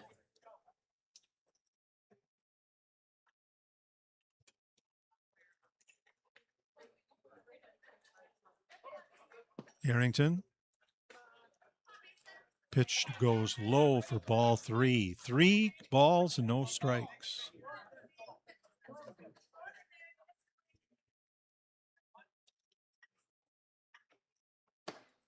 And that one caught the outside corner. 3 balls and a strike.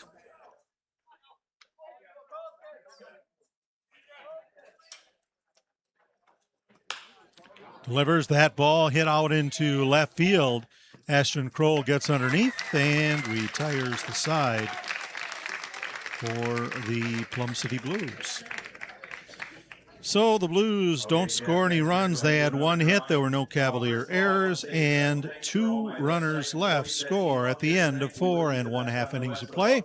Plum City Blues 3, Eau Claire Cavaliers 3 on NLWN-TV.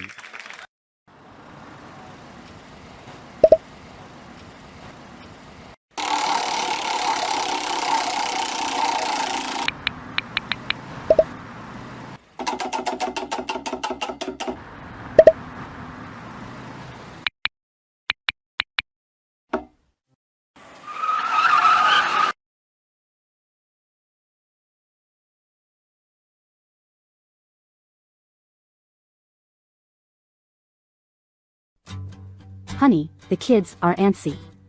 What can we do that will keep all of us entertained and won't break the bank? How about we take them to the Cavaliers game? Tickets are inexpensive, there's popcorn, hot dogs, and other baseball treats, and great baseball action. That's right, Eau Claire Cavalier Baseball, your best choice for affordable family entertainment. Check out the schedule at www.eauclaircavaliers.org. Leadoff batter for the Cavaliers in the bottom of the fifth, Riley Gopinski. He's the designated hitter. He struck out in the third inning the last time he was at bat. 1 ball, 1 strike. Brett Breithung still on the hill for the Blues. Pitch caught the outside corner for strike 2. 1 ball, 2 strikes. That pitch way outside for ball 2, count even. 2 balls, 2 strikes.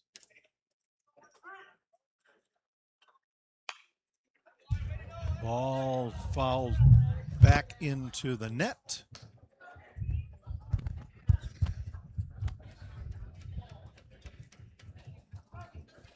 Two balls, 2 strikes. The 2-2 pitch. And he went around for strike 3.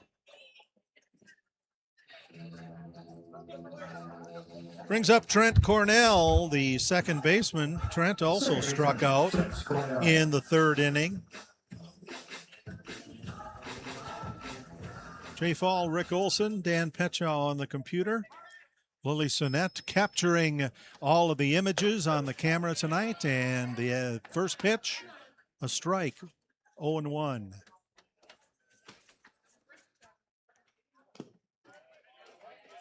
Outside, ball 1. 1, 1, and 1.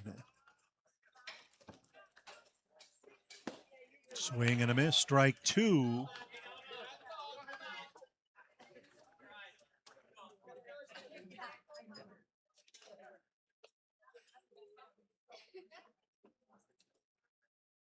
Breithung delivers. That ball falls low. 2 balls, 2 strikes. 1 out. Cavs host the Osseo Merchants here at Carson Park. First pitch, 7 o'clock Wednesday night. You can see it right here on NLWN-TV. That pitch outside, and the count goes full. 3 balls, 2 strikes.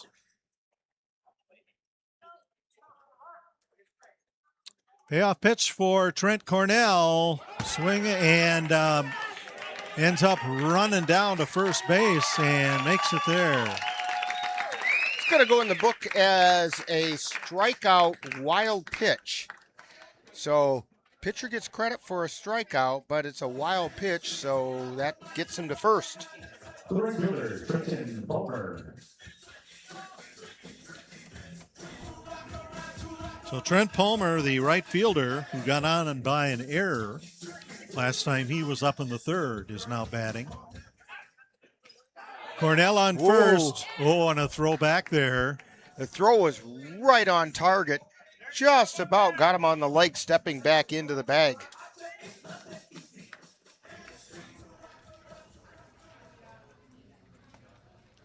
Breithung takes a look, delivers. Pitch inside, ball 1. 1 ball, no strikes, 1 out.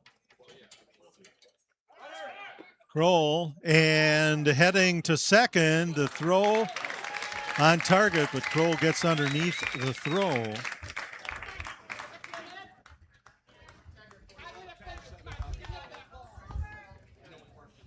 One ball, 1 strike is the count to Trent Palmer.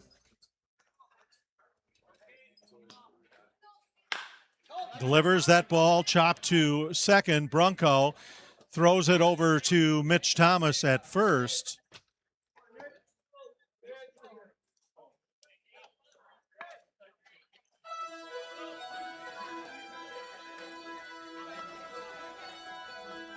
Cornell advances to third, however. We're at the top of the order now in the 5th inning. For the Cavaliers, Brayton Tillman, center fielder, is up, flew out to first and also to left field. That ball fouled into over the top of the left field bleachers for general admission.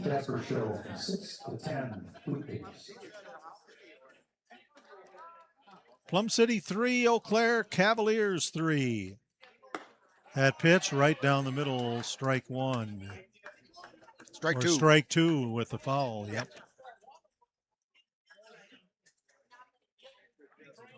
Breithung Pitch goes into the dirt. Headed toward home is Trent Cordell.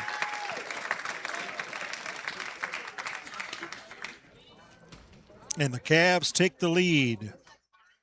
So he scores on the wild pitch. It's 4-3 Cavaliers.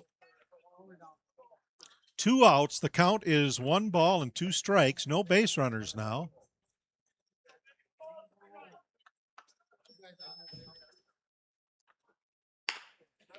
And that ball hit foul down the first base line.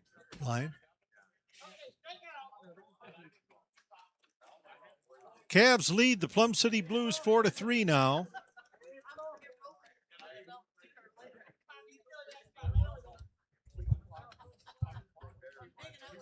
Brydung delivers.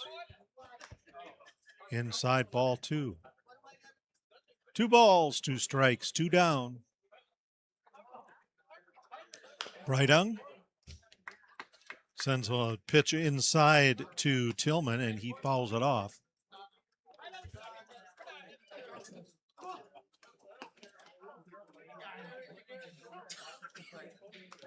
Milner.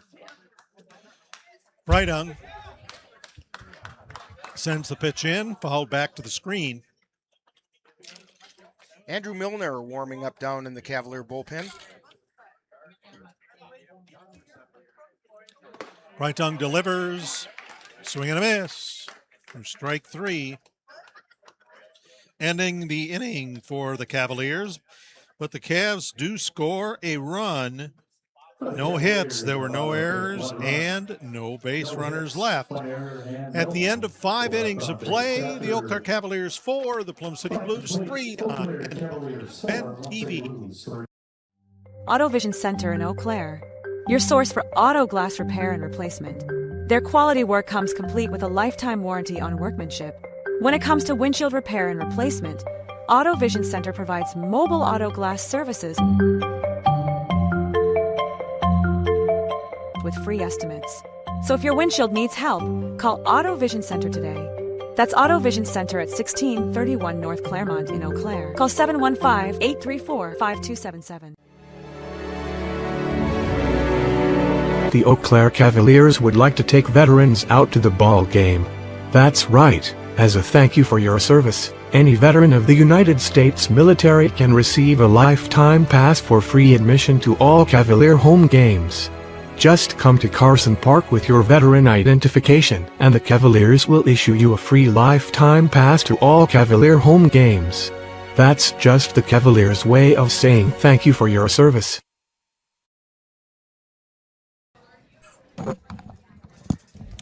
Welcome back. Cavaliers have made some substitutions here. Aiden Pankrantz has gone in for Brayton Tillman out in center field.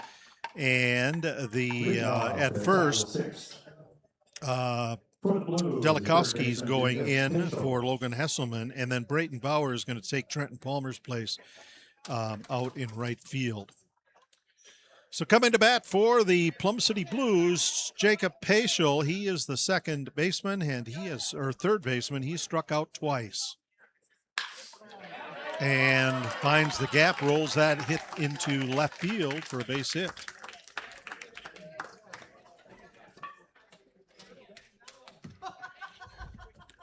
Jake Beckel comes to the plate now. The extra hitter, Jake Beckel.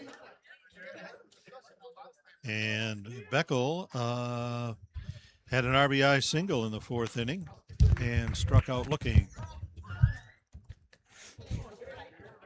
Strike there. Tossed by Mason Yerington.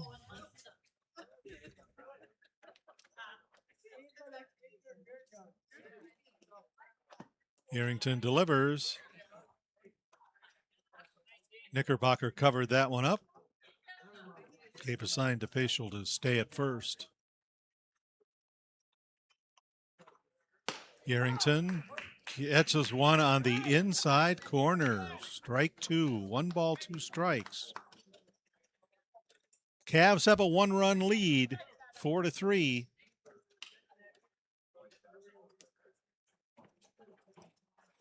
Yerington delivers outside, ball 2. 2-2 the count.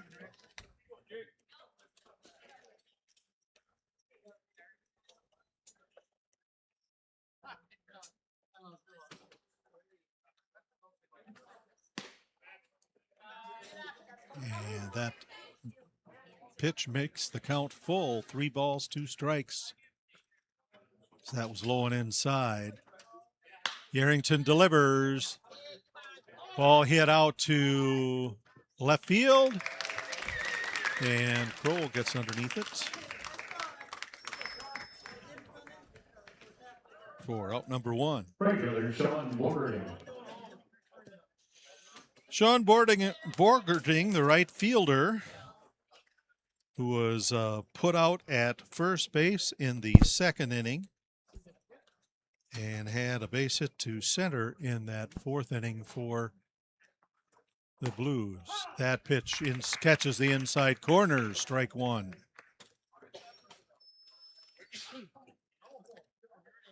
No balls, a strike.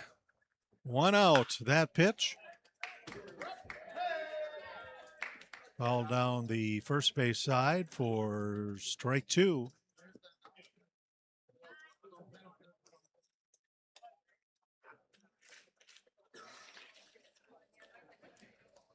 Yerington winds and throws the pitch outside.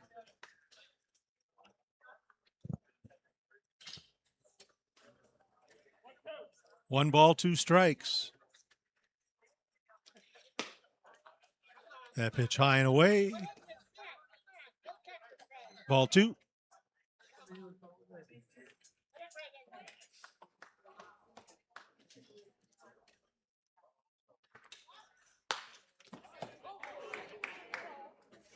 That woke him up over in the Cav dugout. Yep. Fouled it over there. 2 strikes, 2 balls. Ryan Page casually steps out and picks it up, and Yerington delivers, swing and a miss for strike 3, 2 outs. Brings up shortstop Tyler Kilbottom. He had a base hit in the 3rd inning and struck out in the 4th inning. That was the 8th strikeout by Yerington. That ball fouled off his bat toward the on-deck circle of the Blues. Sometimes, no matter what you do, the ball just finds your bat.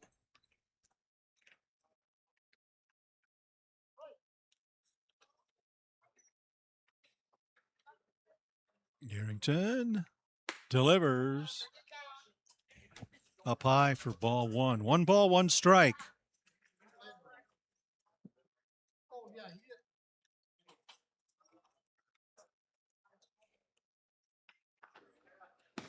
Yerington just catches the outside corner with a great pitch. 1 ball, 2 strikes.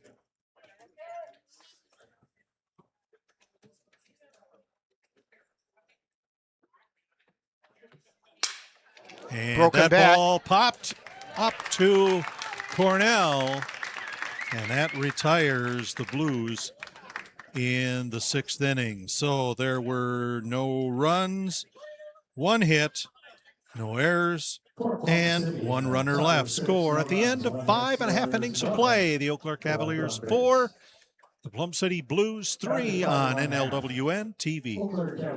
Midwest Environmental Consultants, your partner and guide. From soil testing to landscapes, they cover it all. Lawn care and beauty, they're ready to call. With expertise in the ground, they'll analyze what's there. Call 608-468-2067 and let's get started. You deserve the best. NLWN-TV is excited to bring you Eau Claire Cavalier baseball.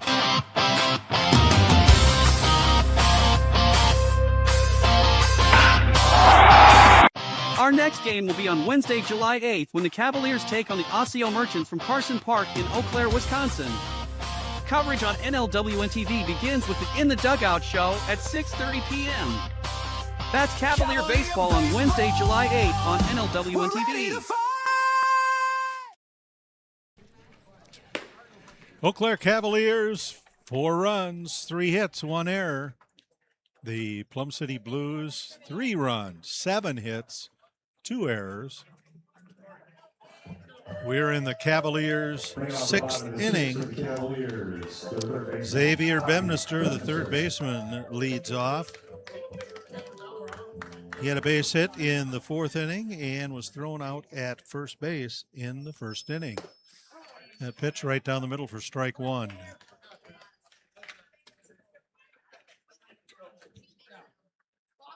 Oh, 0-1. Brydung delivers outside and high, ball 1. 1 ball, 1 strike.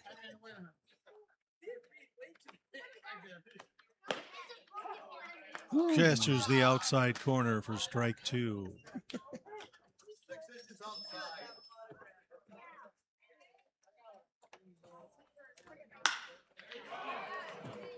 Ball hit out into center field. Landon Lampman underneath it. Catches it for out number 1.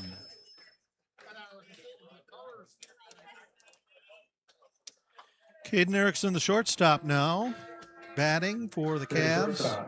He flew out to second in the 4th inning and was thrown out at first base in the 1st inning. Brydung delivers inside corner for strike 1. No balls, 1 strike.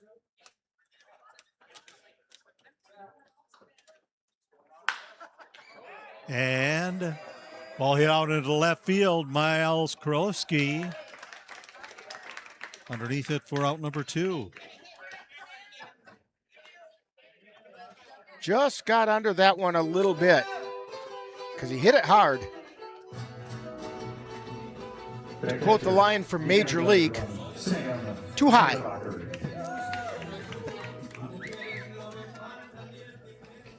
Sam Knickerbocker now batting, and that one fouled hot over the Cavaliers dugout and press box.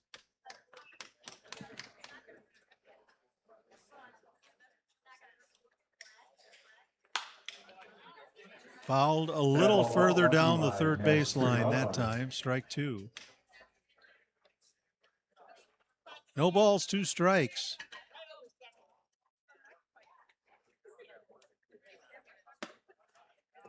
High and away, ball 1. 1-2 the count, 2 outs.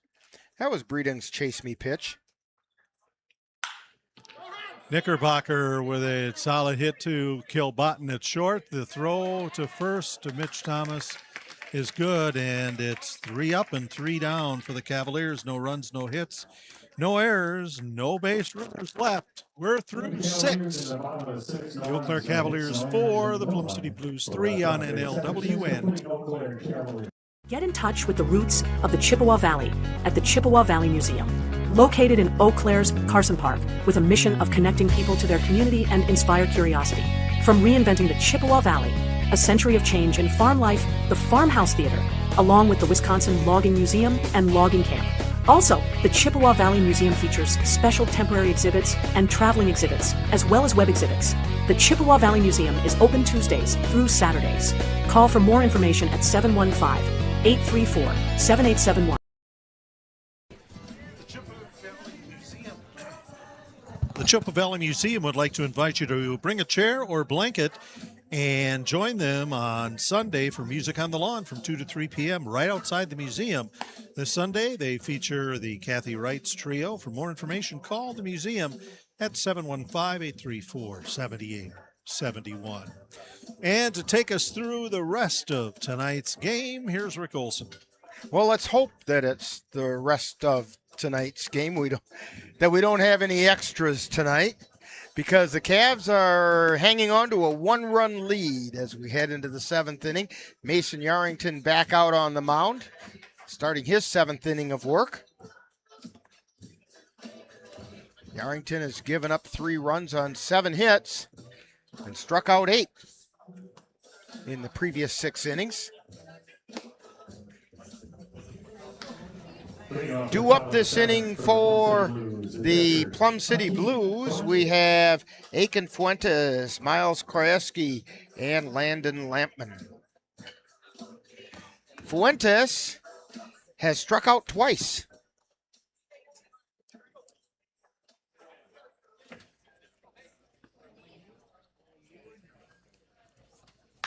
And there's a fly ball to right field. Backing up is Bauer. Now a few steps in, he makes the catch.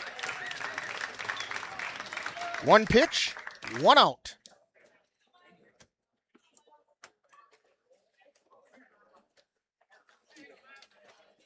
And bring up Miles Krajewski. He's 1 for 2. He had a bunt single his last time up. Bemnister in on the edge of the grass now. Not going to get caught flat-footed this time. First pitch was high and away for ball 1.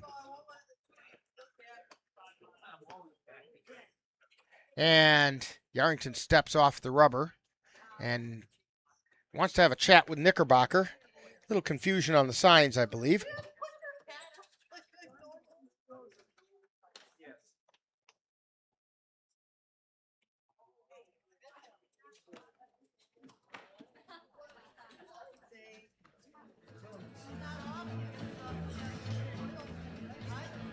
That's a smart thing to do when you're not quite sure what the catcher's wanting.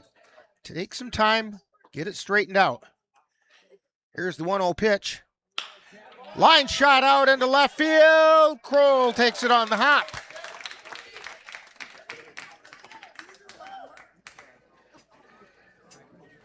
And so that's a 2-hit day for Krajewski. 1 on, 1 out. Landon Lampman comes to the plate. He's 0 for 2. Flew out to center field. Got on an error and drew a walk.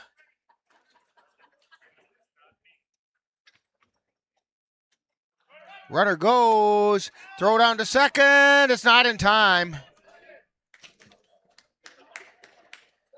So Krajewski has a stolen base.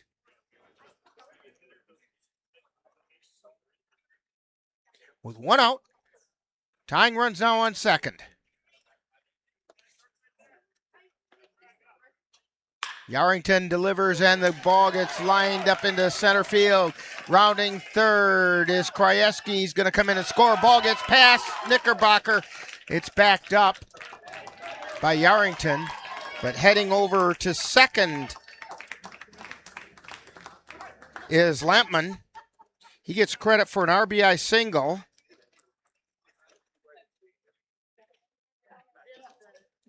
And heading out is Ryan Bemnister.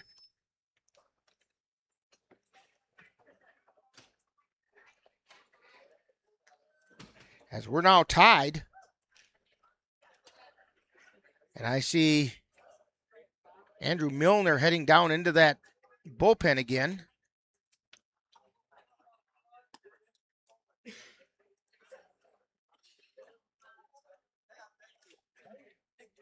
They're still talking. Bemnister said everything he needed to.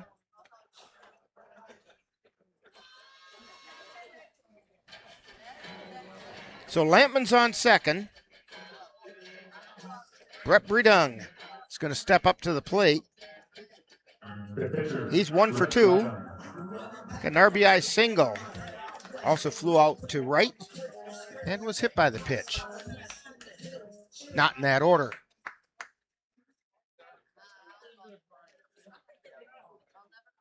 And he swings and fouls that one at the plate. No balls and a strike. 1 out.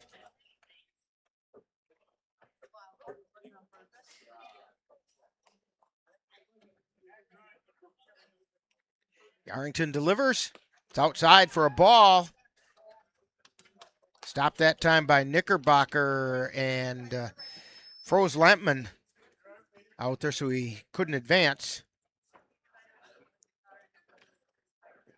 Here's the pitch. Ground ball over to short. Erickson with it. Fires over to first. It's in time. Lampman moves to third. 2 down.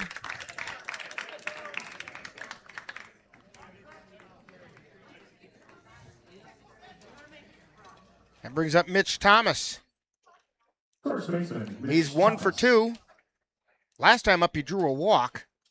He's also singled to right, scored a run, and grounded into a double play.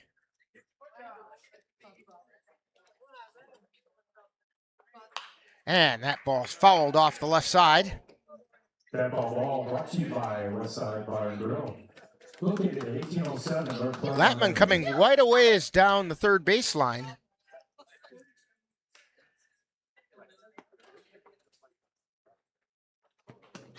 And Knickerbocker fields that one. And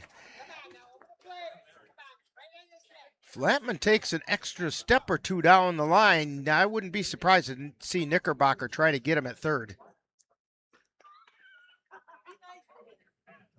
Here's the pitch. Swing and a miss, strike 2. 1 ball, 2 strikes, 2 down.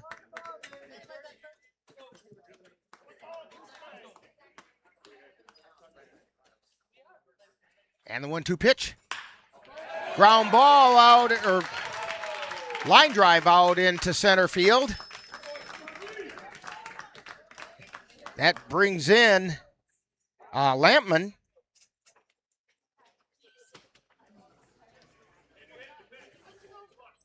And that puts the Blues on top 5-4. And we're going to get a pitching change while we get that figured out. We'll take this time out on NLWN-TV. Gerald the Fish. What about, like, Joaquin Bartholomew? Joaquin Bartholomew. Yeah. See ya. See ya.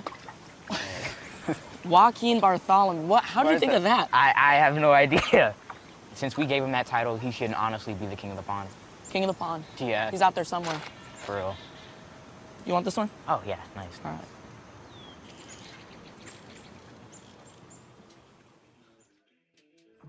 How do you know when you've made the right decision? It's the feeling you get in your gut. The one that tells you what's right or wrong. It's the one that says, sure, I can have a drink. Or the feeling that says, okay, I've been drinking. Now what? It's the voice inside you that says, I'm buzzed. Better leave the car when it's time to go. Plan ahead. Catch a sober ride. Buzz driving is drunk driving.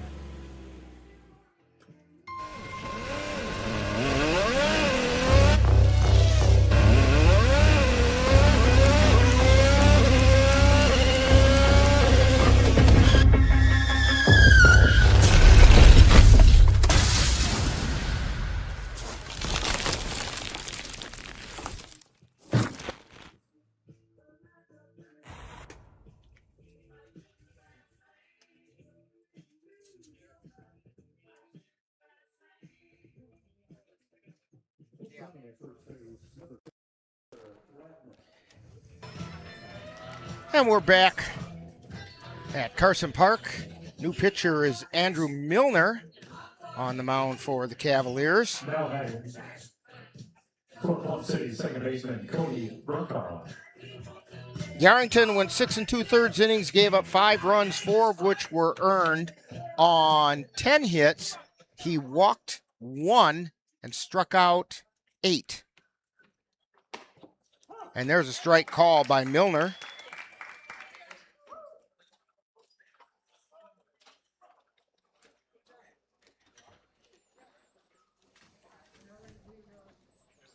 Pitch. Line shot right into the glove of Cornell. So, for the Blues, they picked up 2 runs on 3 hits. There were no Cavalier errors. And 1 left on base. So we have played 7 innings, or 6.5 innings, and it's new score, Blues 5, Cavaliers 4 on NLWN-TV. NLWN-2 invites you to join us in our time machine and journey back to the 1860s, for some vintage baseball with the Menominee Blue Caps. Our next broadcast will be on Monday, August 17th, as the Blue Caps will take on the Rum River Rovers, the Sand Creek Nine, and the St. Croix Steps from an old-fashioned county fair in Cameron, Wisconsin. Coverage begins at 7 p.m. That's Vintage Baseball, Monday, August 17th on NLWN-2.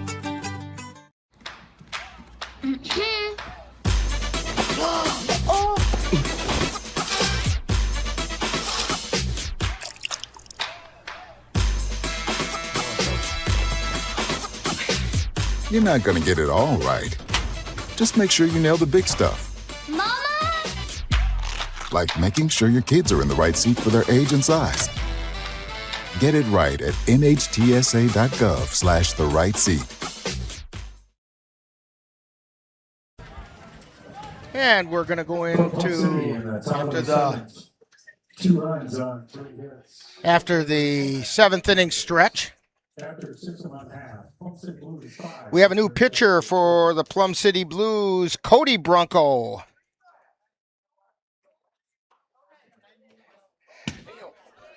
And that means that we have a new second baseman, too, because... And Bredung goes to second.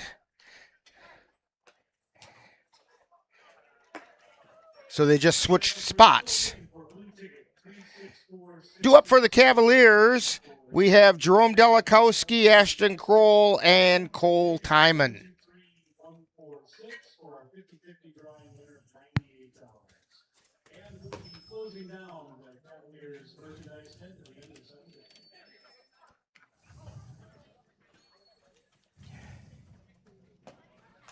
I don't know what today's attendance is, but the 50-50 winner has a pot of $98 coming their way, so that's a fair prize today.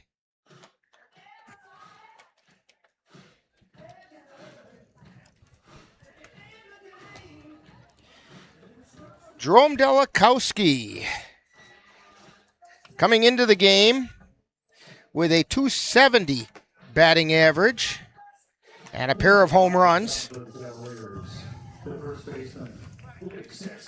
Number 44, Jerome Delikowski.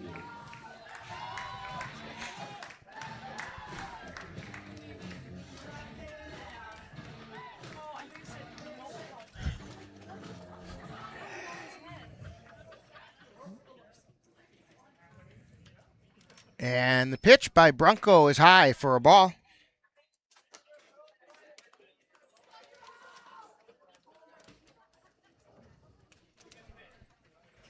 And the pitch, foul back, off the window to the press box off to our left.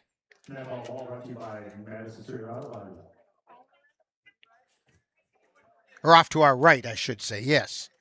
That happens when you're left-handed. Yeah, the other left. That pitch was high and away for a ball.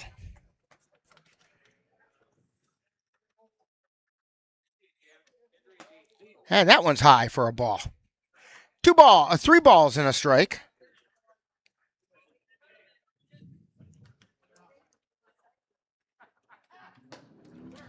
And he draws a walk.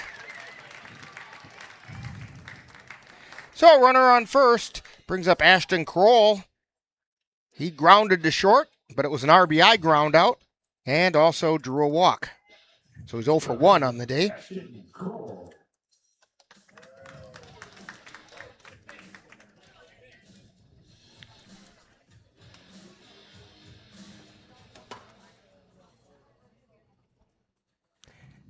And the first pitch is outside for a ball.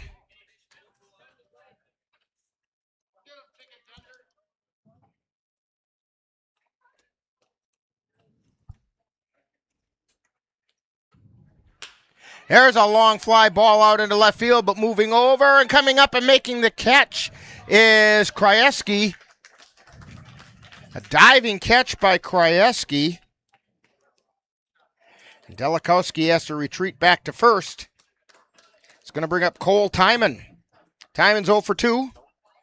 No, we have a pinch hitter coming up for Timon, and that's going to be Blake Bemnister. Pinch hitting for the Cavaliers. Number 24, Blake Bemnister.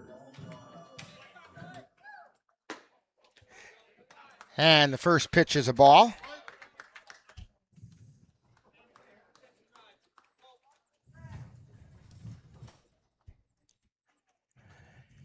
And that's a called strike on the outside corner. Bemnister got his first Cavalier career hit in his last appearance.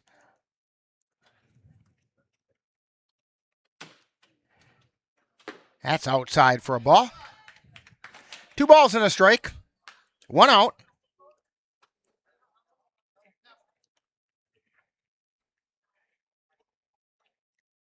That's fouled back into the backstop. 2-2 is the count. Riley Gopinski on deck.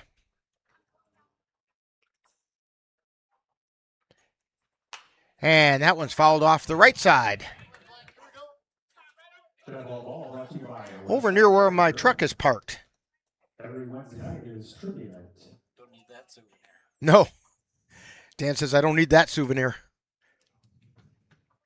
Swing and a miss for strike 3.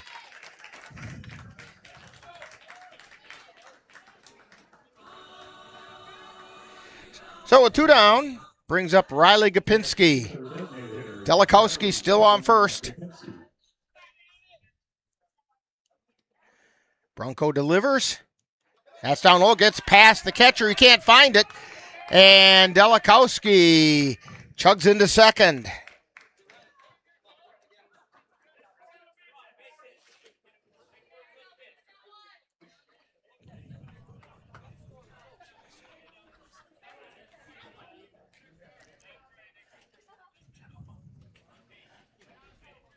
So tying runs on second.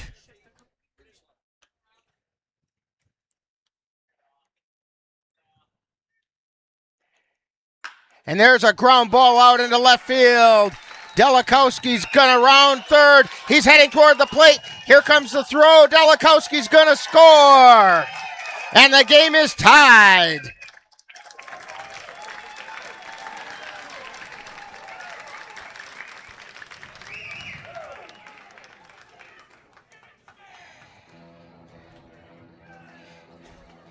So, Gopinski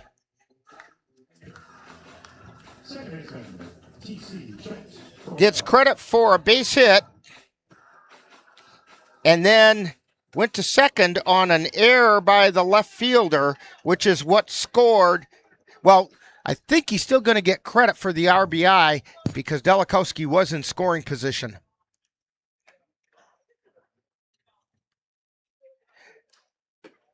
Trent Cornell at the plate, and the first pitch is a called strike.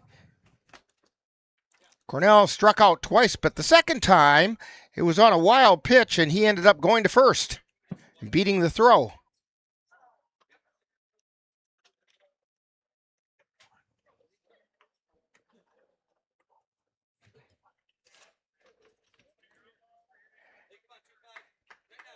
We have some action going on. Aiden Ecker warming up in the Cavalier bullpen. And the pitch, it's outside, it gets away from Fuentes. And rounding third is Gopinski. He's going to hold there on the wild pitch.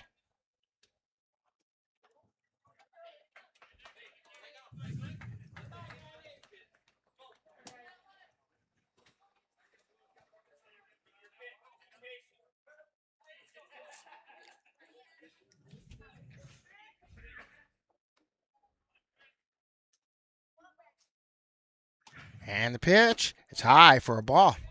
2 balls and a strike.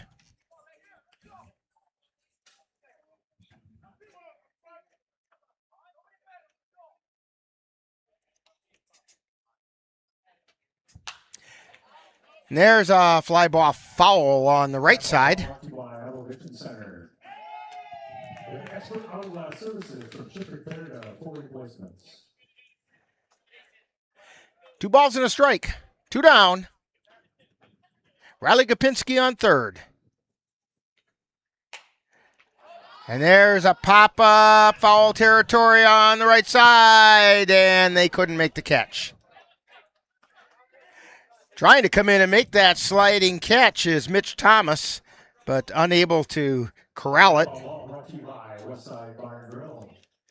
That ball resting comfortably on top of the Blues dugout.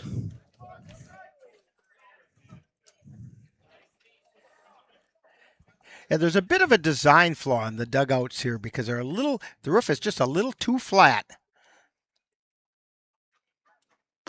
Pitch is high. Full count now with 2 down. Kapinski on third. We're all tied at 5 in the bottom of the 7th. And the pitch. And ball 4. So Trent Cornell draws the walk. That's going to bring up Brighton Bauer. Still looking for his first hit as a Cavalier. He's gotten on base, scored some runs. There's a pop foul over the top of the Marine Credit Union broadcast facility.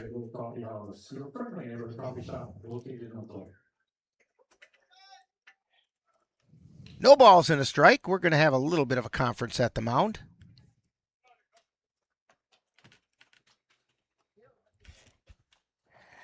Thomas going over to have a talk with Brunco. And he wanted Fuentes to come out and enjoy the conversation as well.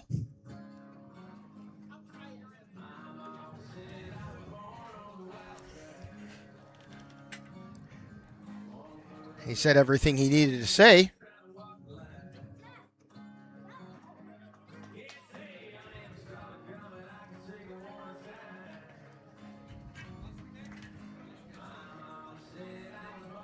Brunco looks in for the sign. Runners on the corners, 2 down. The 0-1 pitch, runner goes. Throw down to second, but no, it goes right back to Brunco. And that didn't fool anybody on the Cavalier side of things. Kapinski still at third.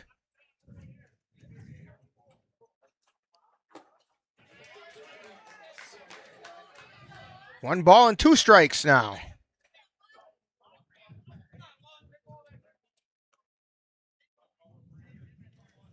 And the pitch. That's high.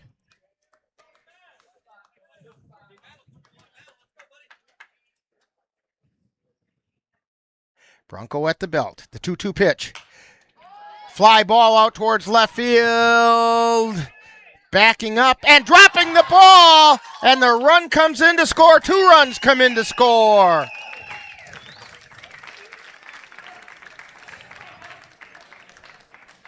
Gilbotton went out to left field to try to make the catch, and it went in and out of his glove.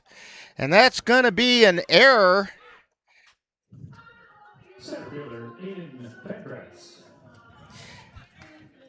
And both Kapinski and Cornell came in to score, and Aiden Pankratz comes to the plate. And the first pitch is a strike called. Cavaliers open up a 7-5 lead.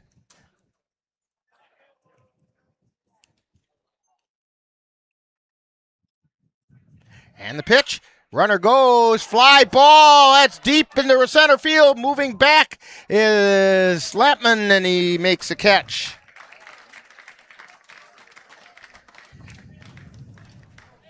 So Aiden Pankratz flies out to center field, and the Cavs go down, but not before they tack on 3 runs on, let's see, we have 1 hit, and there was 1 error, and 1 left on base.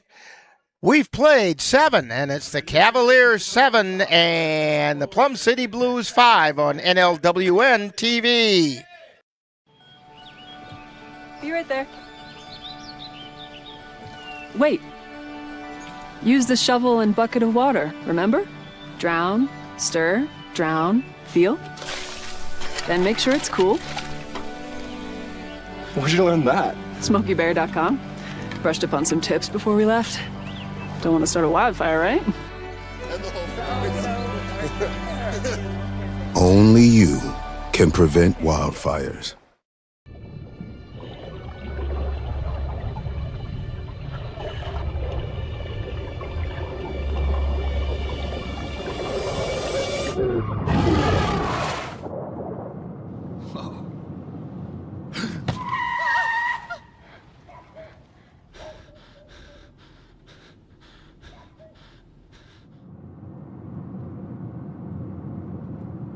Eyes forward. Don't drive distracted. We come back for the top of the 8th inning. Andrew Milner still on the mound for the Cavaliers as they have now recaptured the lead.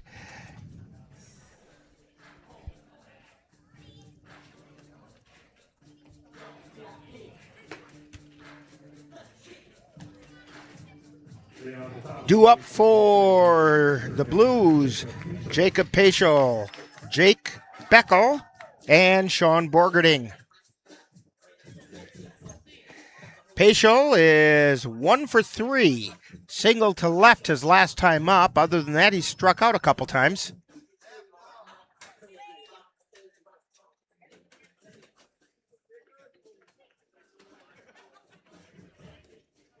Milner looks in and delivers. Strike called on the outside corner. That's Milner's big bender, and it did. No balls and a strike. The 0-1 pitch, swing and a miss, strike 2. Andrew Milner coming off as the starter for the All-Star game. He ended up throwing 3 innings in that game, which is pretty unusual for an All-Star game.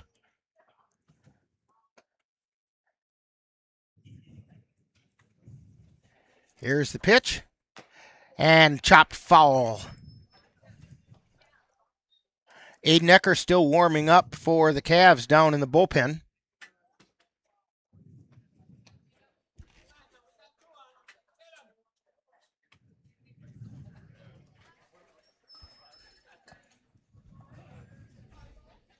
And the pitch, chopped foul.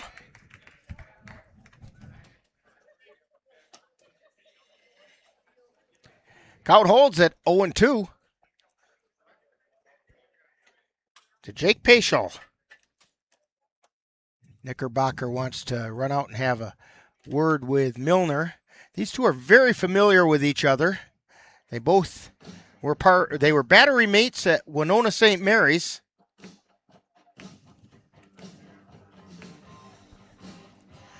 And when you look at the two of them, that's kind of the long and short of it, wouldn't you say, Jay? I might, yeah.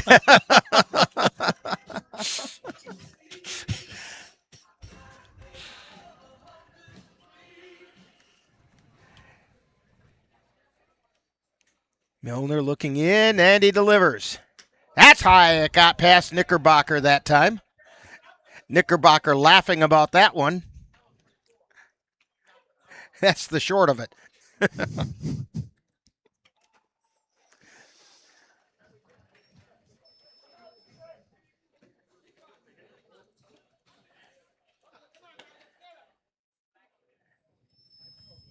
One ball, 2 strikes, and the 1-2 pitch.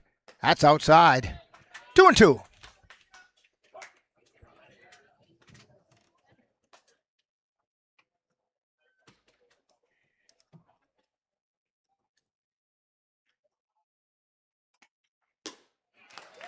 And strike 3 called. That's the 3rd time Paschal has gone down on strikes, this time looking. Jake Beckel. He's 1 for 3. Single to left, but also flew out to left and struck out. Here's the pitch. That's high for a ball.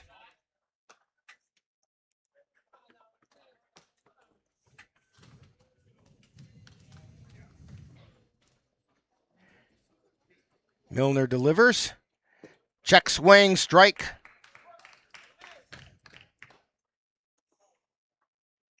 Larry Durkop says he went.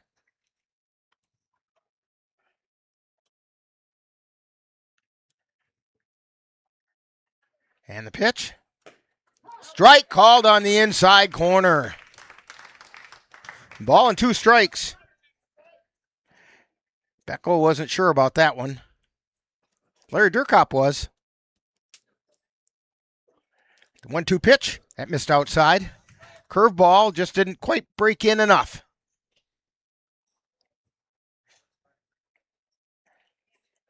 Two balls and 2 strikes. 1 out. We're in the top of the 8th inning. And the pitch. That's high for ball 3, so it's a full count now to Jake Beckel. Sean Borgerding on deck.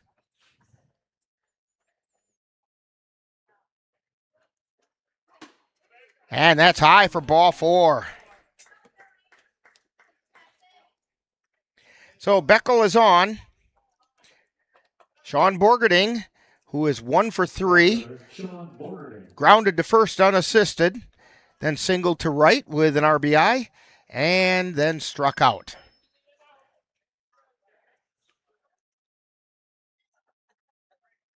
That's outside for a ball.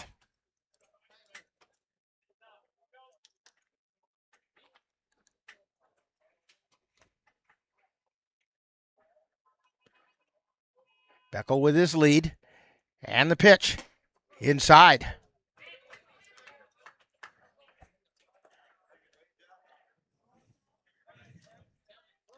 Two balls, no strikes.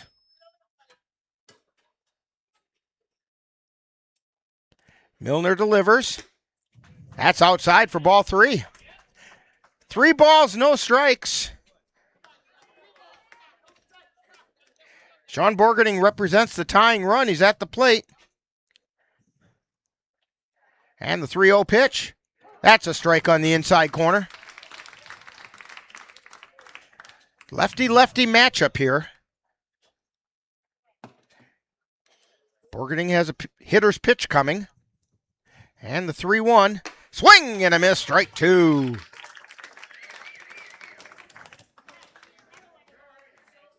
Full count now. Beckel takes his lead at first. And the pitch. That's high for ball 4. And that's going to bring out Ryan Bemnister.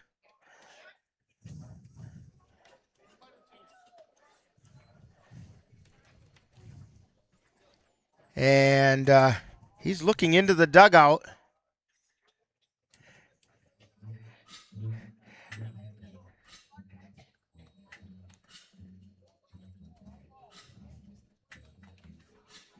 And he's imploring Milner to don't be fancy, just get out there and throw strikes. 1 out. Tying run is now on first. And stepping to the place will be Tyler Kilbottom. Kilbottom is 1 for 3. He singled to right his first time up. And then was picked off a first. A real nice throw by Sam Knickerbocker. Pitch is inside for a ball.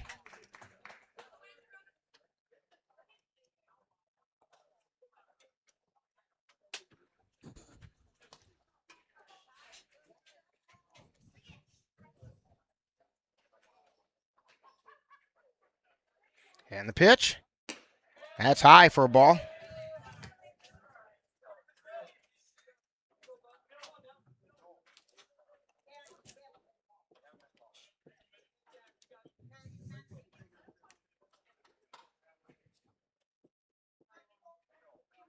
And the pitch. Strike called on the inside corner.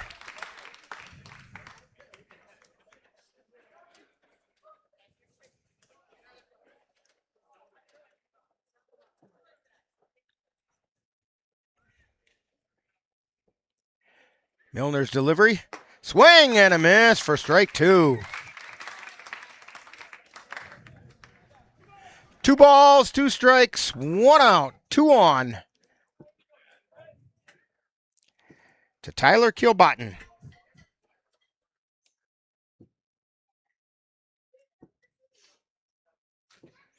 Milner at the belt. And time called.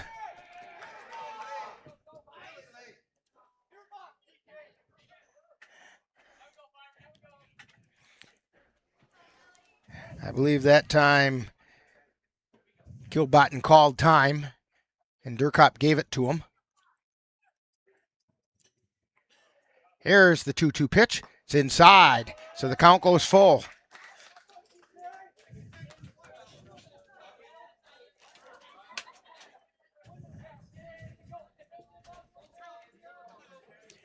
So full count. Runners at first and second. 1 out.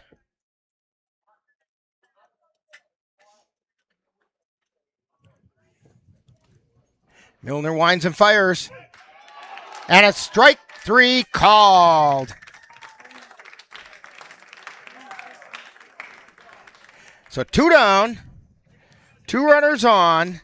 Aiken Fuentes comes to the plate. And he's going to get talked to by manager Tony Garner. I think that's Tony Garner. Yes. Fuentes is 0 for 3, struck out twice and flew out to right. Tying runners at first with 2 down. We're in the top of the 8th inning. Milner at the belt. And he delivers. It's outside for a ball.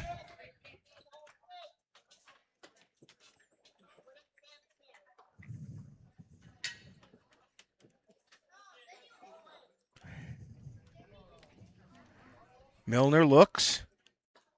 Now delivers. Strike on the outside corner. 1 ball, 1 strike.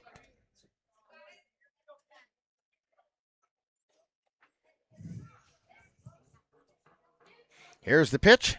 Swing and a miss. Strike 2.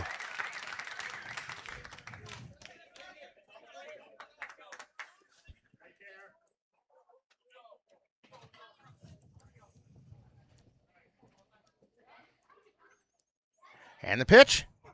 Swing and a miss. Strike 3. And all 3 outs this inning came via the K.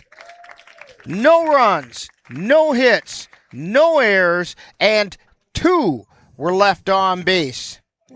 We have played 7.5, and it's the Cavaliers 7 and the Plum City Blues 5 on NLWN-TV. NLWN-TV is excited to bring you Eau Claire Cavalier baseball.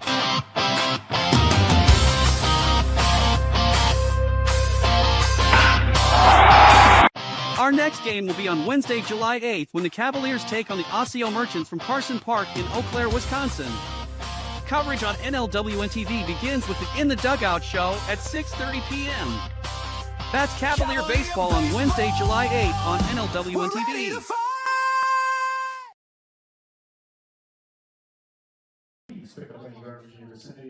And we're back here at Carson Park in the Marine Credit Union broadcast facility. Want to remind you again that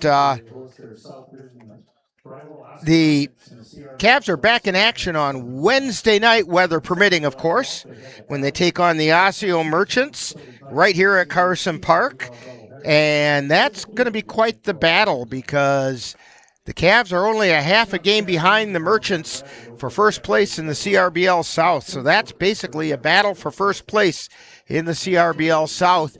Our coverage here on NLWN-TV will begin at 6:30 with the live play-by-play action to follow. That's Cavalier baseball coming up Wednesday on NLWN-TV. Cody Bronco still on the mound for the Blues.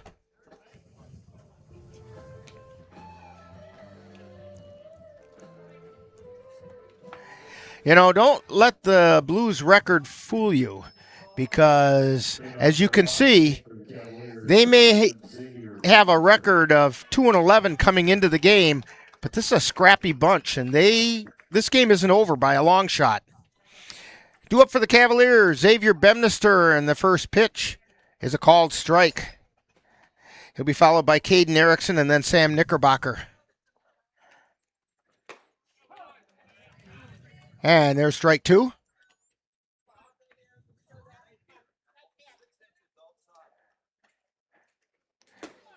And a swing and a miss for strike three. So Bemnister goes down. It's going to bring up Caden Erickson. Erickson's 0 for 3. We do have activity going on in the Blues bullpen. It's Jared Pelzel. That's a name we've called in basketball. And the pitch is outside for a ball.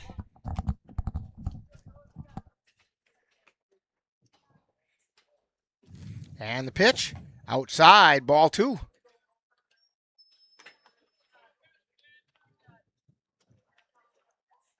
Here's the wind in the pitch. There's a ground ball over to short.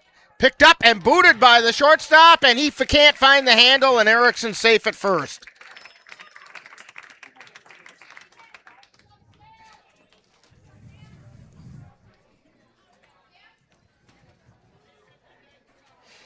So, it's going to bring up Sam Knickerbocker. 1 for 2 for Knickerbocker today, and also got on via being hit by the pitch. That pitch is inside for a ball. Erickson on first. Cavs would like to get some insurance runs here.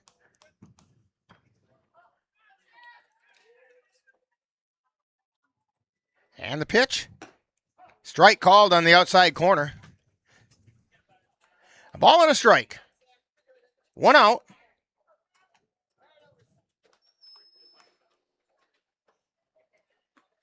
Here's the pitch. Erickson goes. Ground ball through the hole and out into left field. Erickson's going to get over to third. And Knickerbocker with a base hit. He's got a 2-hit game going.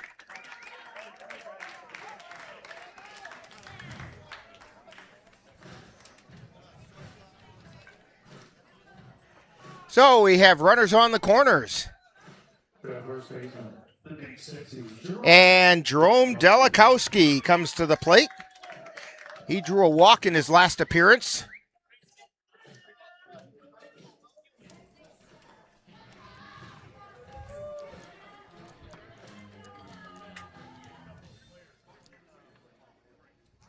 And the first pitch, ground ball over towards short, and it's booted again by the shortstop.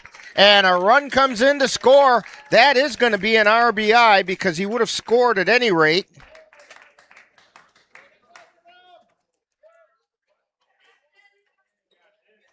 So Delikowski gets on an error.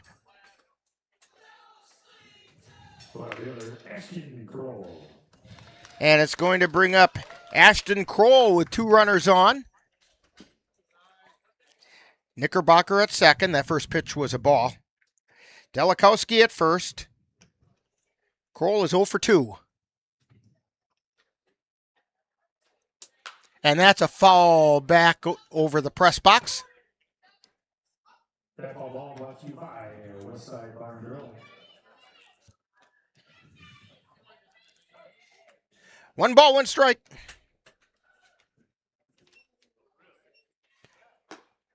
And that's a strike on the outside corner. Ashton Kroll didn't agree with that call. Knickerbocker takes his lead at second. Delikowski at first.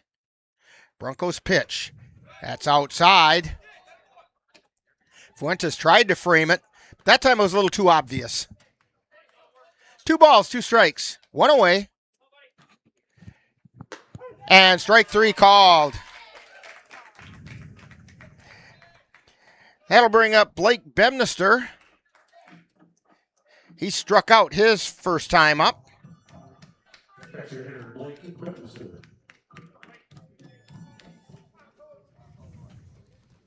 And that pitch is outside.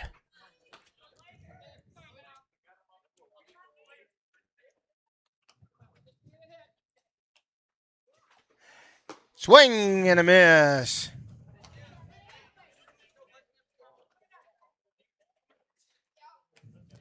One ball, one strike. That's high for a ball. 2-1. 2 down.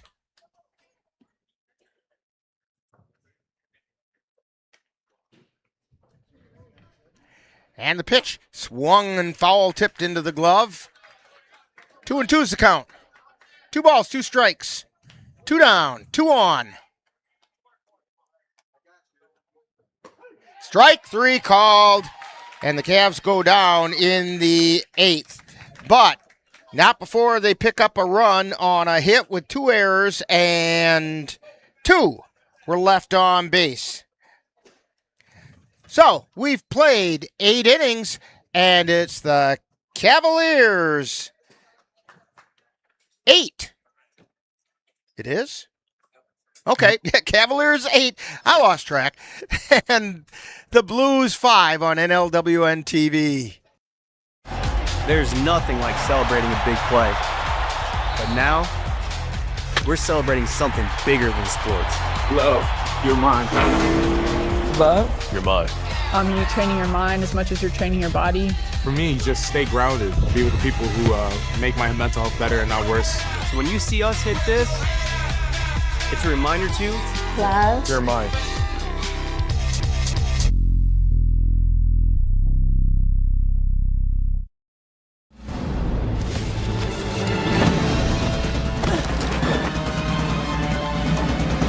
Even the mighty might not see it coming. It's prediabetes, and it captures 1 in 3 adults. But you can escape. Take the 1-minute prediabetes risk test to know where you stand and prevent or delay type 2 diabetes. Be your own hero on smartphones everywhere at doihaveprediabetes.org. You quit smoking and thought, that's that. But here's the thing about lung cancer. By the time you see the symptoms, it could be too late. But now, there's a new scan that can detect lung cancer early, when it's more curable. If you smoked, get scanned. Talk to your doctor or learn more at savedbythescan.org. New pitcher on the mound for the Cavaliers, Aiden Ecker, going to try to pick up his second save of the season. Andrew Milner went 1 1/3, gave up no runs, no hits, walked 2, and struck out 3. We have some other changes as well. And I'm looking to see what we've got out there. Plum City Blues. I think it's out at second base. Dan, if you can get your glasses on that, see if you can get a number on that second baseman. No, that's still Cornell then. Here's the first pitch, and it's a strike called to Miles Krajewski.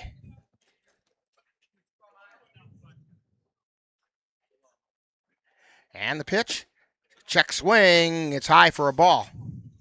1 ball and 1 strike from Aiden Ecker.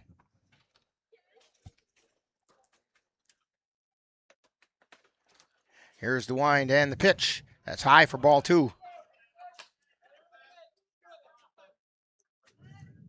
We're in the top of the 9th inning. Cavs up by 3.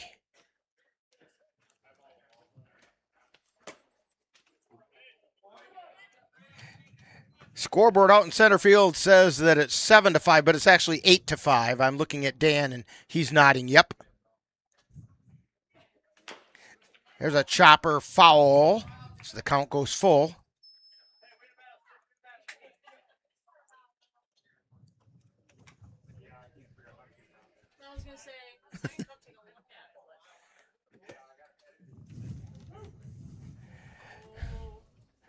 And here's the wind and the 3-2 pitch. There's a strike called. 1 away in the 9th. Takes us to the top of the order. Landon Lampman. He is 1 for 3. Scored twice. Got on an error. He walked. Single to center. That was an RBI single.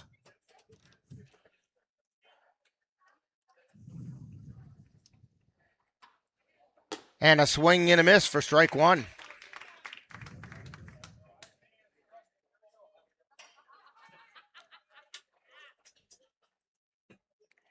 Here's the wind and the 0-1 pitch. Fly ball, infield, Erickson under it, and it makes the catch for out number 2. So that means it's up to Brett Breedung. He's the final chance for the Blues.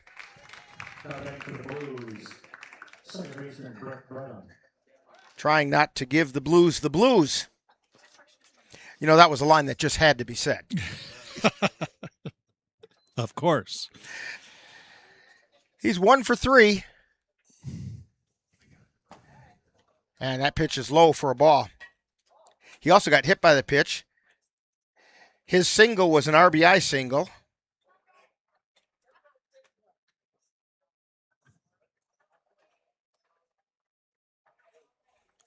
A ball and no strikes with 2 down. Aiden Ecker trying to pick up his second save of the season. How's that for a tongue twister? That one missed low. Second save of the season. Say that a few times fast, Jay. I'll just dare you. And that one missed outside. Ball 3. Yeah, Dan said second save of the season in September. And the pitch. There's a strike right down the middle of the plate. 3-1 is the count. Aiden Ecker goes into his wind and his motion. Foul down the first baseline. I think Breedung swung at ball 4 there. But he did what a good hitter does, put the bat on the ball and lived to swing another pitch. Count is full. 2 down. Foul back into the net. Count holds at 3-2. The Blues are down to their last strike.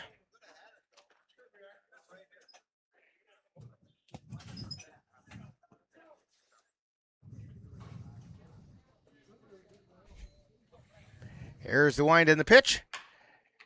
That's a foul ball off the right side.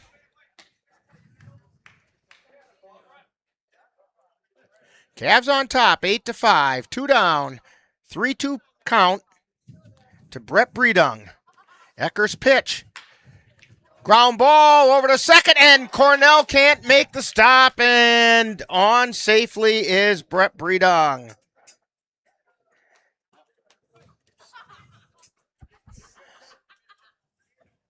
That's the third error of the game on the Cavaliers.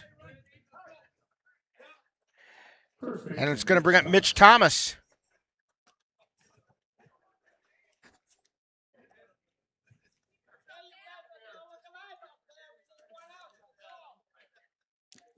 Thomas has a 2-hit game going.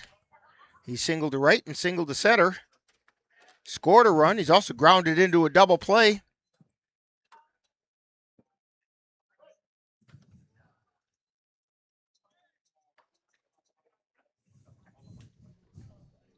Here's the pitch. Swing and a miss. Strike 1.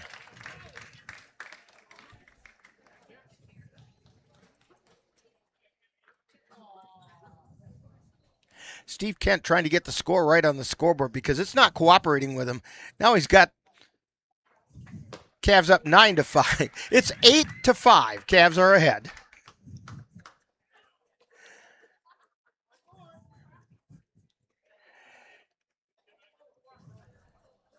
No balls, 2 strikes. Again, the Blues down to their final strike.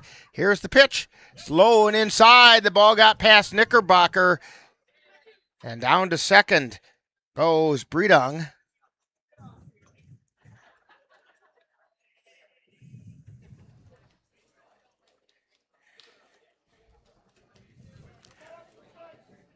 One ball and 2 strikes. And the pitch. Fly ball foul on the left side. Count holds at 1-2.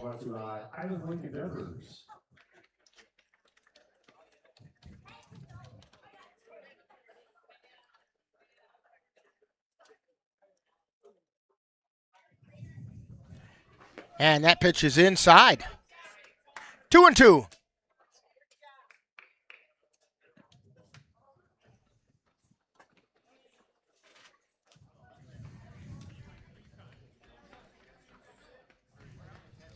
Two balls, 2 strikes, 2 down, and the pitch. Fly ball out towards left field. Moving over is Kroll, and he makes a catch, and that'll do it.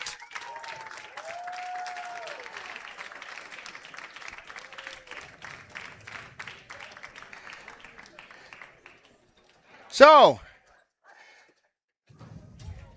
for the Blues, they get no runs on no hits. There was 1 Cavalier error and 1 left on base. Final score, Cavaliers 8 and the Plum City Blues 5. And we'll have more on this one when we get to talking baseball right after this timeout on NLWN-TV.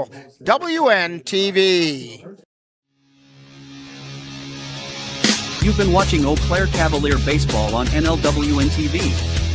This copyrighted presentation has been a production of the Northern Light Webcasting Network in conjunction with the Eau Claire Cavaliers and is intended for the enjoyment of the viewing and listening audience.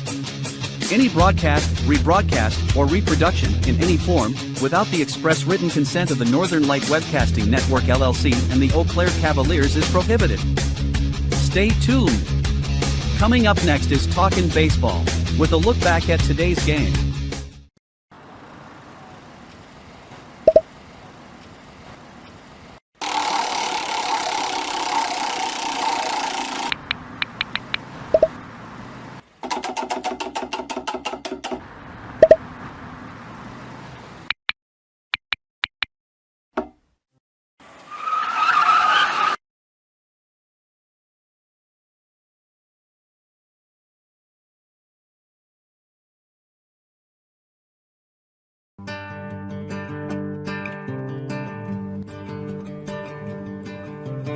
Time now for Talkin' Baseball with a wrap-up of today's Eau Claire Cavalier game. And now, back out to the ballpark.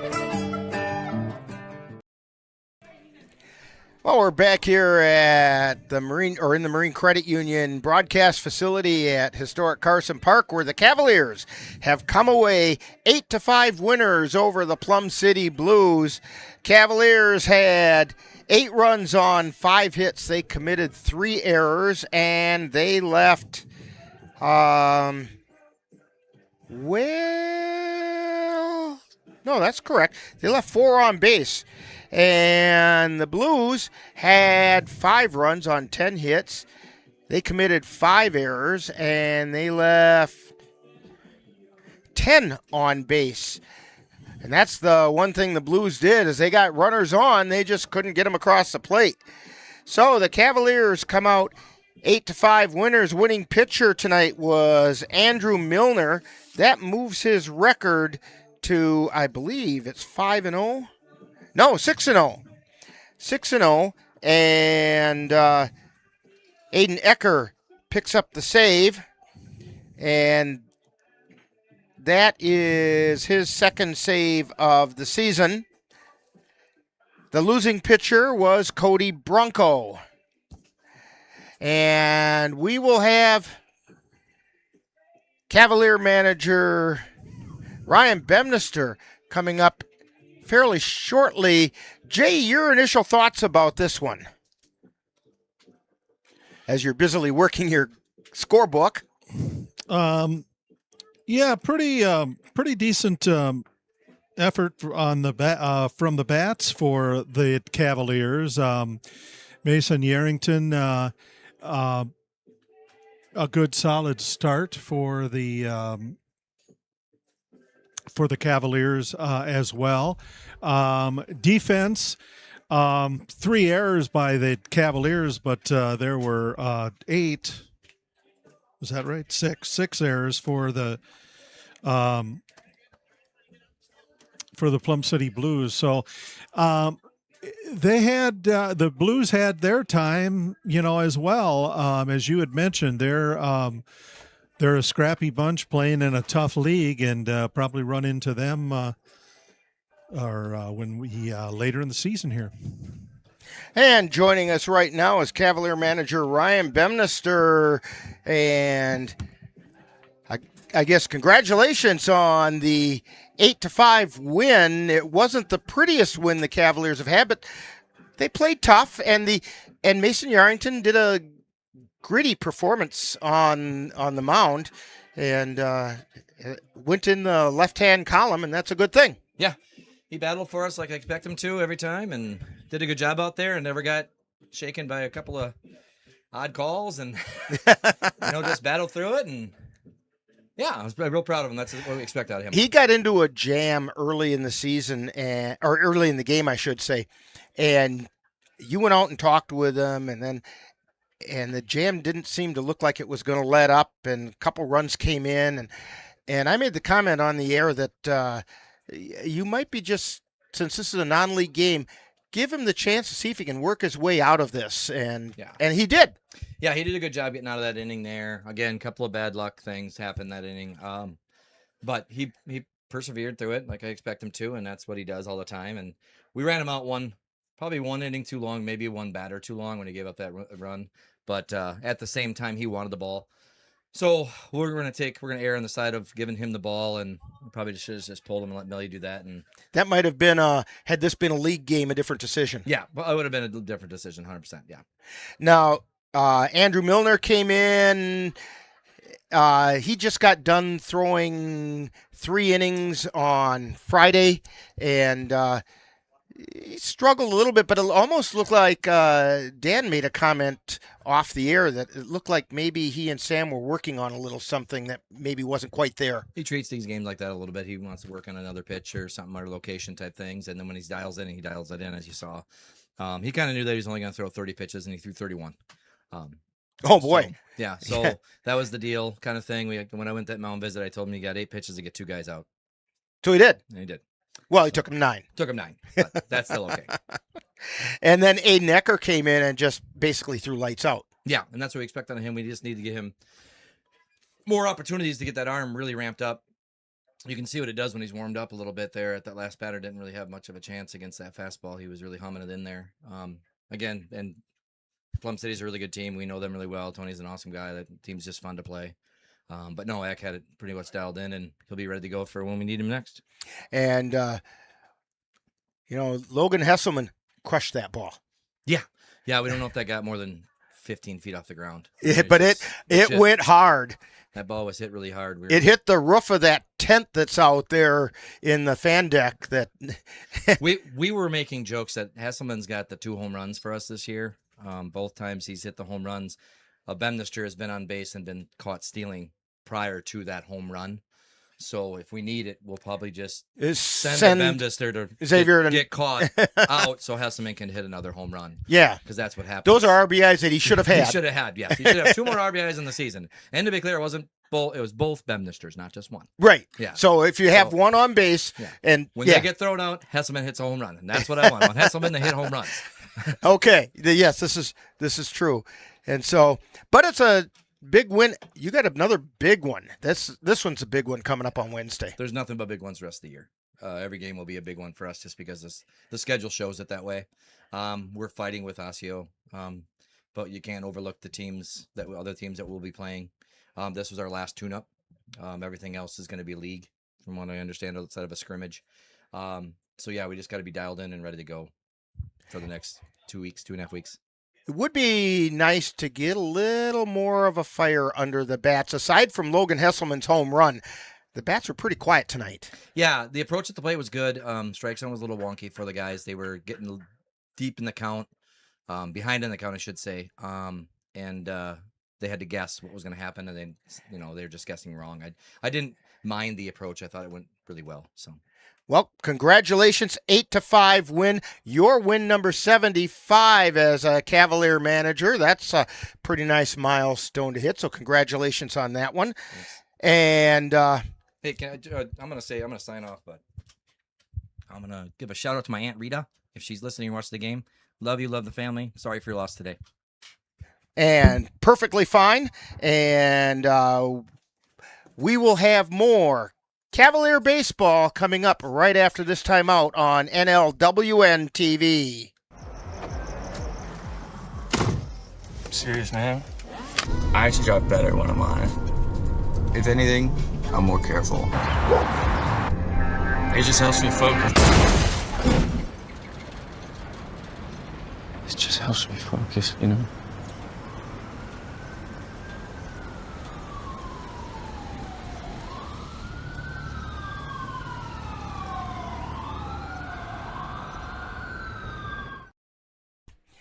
And we're back here at the Marine Credit Union broadcast facility in historic Carson Park as the lights are dimming a little here at Carson Park. I think, Jay, they're trying to tell us it's time to get out of here, and I wouldn't argue with that too much. Again, your final comments. Well, just looking at the scorebook here, Sam Knickerbocker went 2 for 3 tonight. Logan Hesselman was 1 for 2. Riley Gapinski 1 for 3. So, some offense there contributing to this tune-up win here, and Xavier Bemnister was 1 for 4. So the bats get them going a little bit, and I think things are going to be just fine. Right. Yeah, I wholeheartily agree with that. Some really nice defensive plays by the Cavaliers, and then there were a couple that weren't so nice, but but only 3 of them compared to 6 for the Blues. So that's true. And the 4-6-3 double play looked awfully good, and so the Cavaliers are basically tuned up. They're ready to go, and they're going to be playing on Wednesday. And we will have that one for you right here on NLWN-TV. Make sure you join us. That's Wednesday, July 8th, as we bring you Eau Claire Cavaliers hosting the Osseo Merchants in the battle for the top spot in CRBL South. Coverage will begin at 6:30 with the In the Dugout show, followed by all the live play-by-play action. That's live Cavalier baseball on Wednesday, July 8th on NLWN-TV. Also, be sure to join us on Monday, August 17th on NLWN-2. It's our sister station as we bring you vintage baseball featuring the Menominee Blue Caps. The Blue Caps will take on the Rum River Rovers, the Sand Creek 9, and the St. Croix Steps at an old-fashioned county fair just outside of Cameron. Coverage begins at 7 p.m. on Monday, August 17th on NLWN-2. Also, make sure you head on over to the Colfax Fairgrounds on Thursday evenings this summer as the Colfax Women's Club presents Music in the Park. There'll be a farmer's market from 4 to 8 p.m. along with the Tasty Troll food truck with music starting at 7 p.m. Next Thursday, July 9th, we'll be featuring Derek Westholm.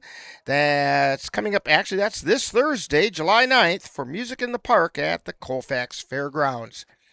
The Eau Claire Cavaliers want to remind veterans of the United States military that you can get a lifetime pass to all Cavalier home games simply by coming to Carson Park with your veterans identification, and the Cavaliers will be happy to issue you your free lifetime pass. It's the Cavaliers' way of saying thank you for your service. Tonight's Eau Claire Cavalier game has been brought to you by Marine Credit Union with offices in Eau Claire at 3604 Oakwood Hills Parkway, and whose team is there to guide you. Mom's Restaurant and Pub in Colfax, comfort food the way Mom used to make it. Midwest Environmental Consultants, lawn care and soil testing experts for Western Wisconsin. AutoVision Center, windshield repair and replacement on North Claremont Avenue in Eau Claire. Slayton's Technology, the official IT provider for the Northern Light Webcasting Network. The Sunset House and RV Park in Port Mansfield, Texas. Your best choice for your next hunting or fishing adventure. And the Chippewa Valley Museum, where you can connect with the roots of the valley, right here in Carson Park. So be sure to thank these fine sponsors for bringing you Eau Claire Cavalier baseball all season long, right here on NLWN-TV. So for Jay Fall and Dan Petchow on the computer, Lily Sinnette on the camera, This is Rick Olson. That final score once again, Cavaliers 8 and the Plum City Blues 5. You've been tuned to Talkin' Baseball on NLWN-TV. You have been tuned to Talkin' Baseball with a wrap-up of today's Eau Claire Cavalier baseball game. This has been a presentation of NLWN-TV. In the heart of a small town where the rivers flow, there's a spirit rising up and it's starting to grow. Carson Park's the place where dreams come alive. Eau Claire Cavaliers, the reason we thrive. With the crack of the bat and the roar of the crowd, we spell baseball magic and we shout it out loud. For over 50 years of history, pride and cheer in this town, we're all family, the love sincere. Eau Claire Cavaliers, we wear it with pride. Big time baseball in a small town ride. From the bases to the bleachers, hear the fans sing. For the love of the game, together we bring. In this town standing tall, we always belong. With Eau Claire Cavaliers, we'll keep singing our song. Through the ups and the downs, we'll face every fight. With grit in our hearts, we'll shine ever bright. Eau Claire Cavaliers, we wear it with pride. Big time baseball in a small town ride. From the bases to the bleachers, hear the fans sing. For the love of the game, together we bring.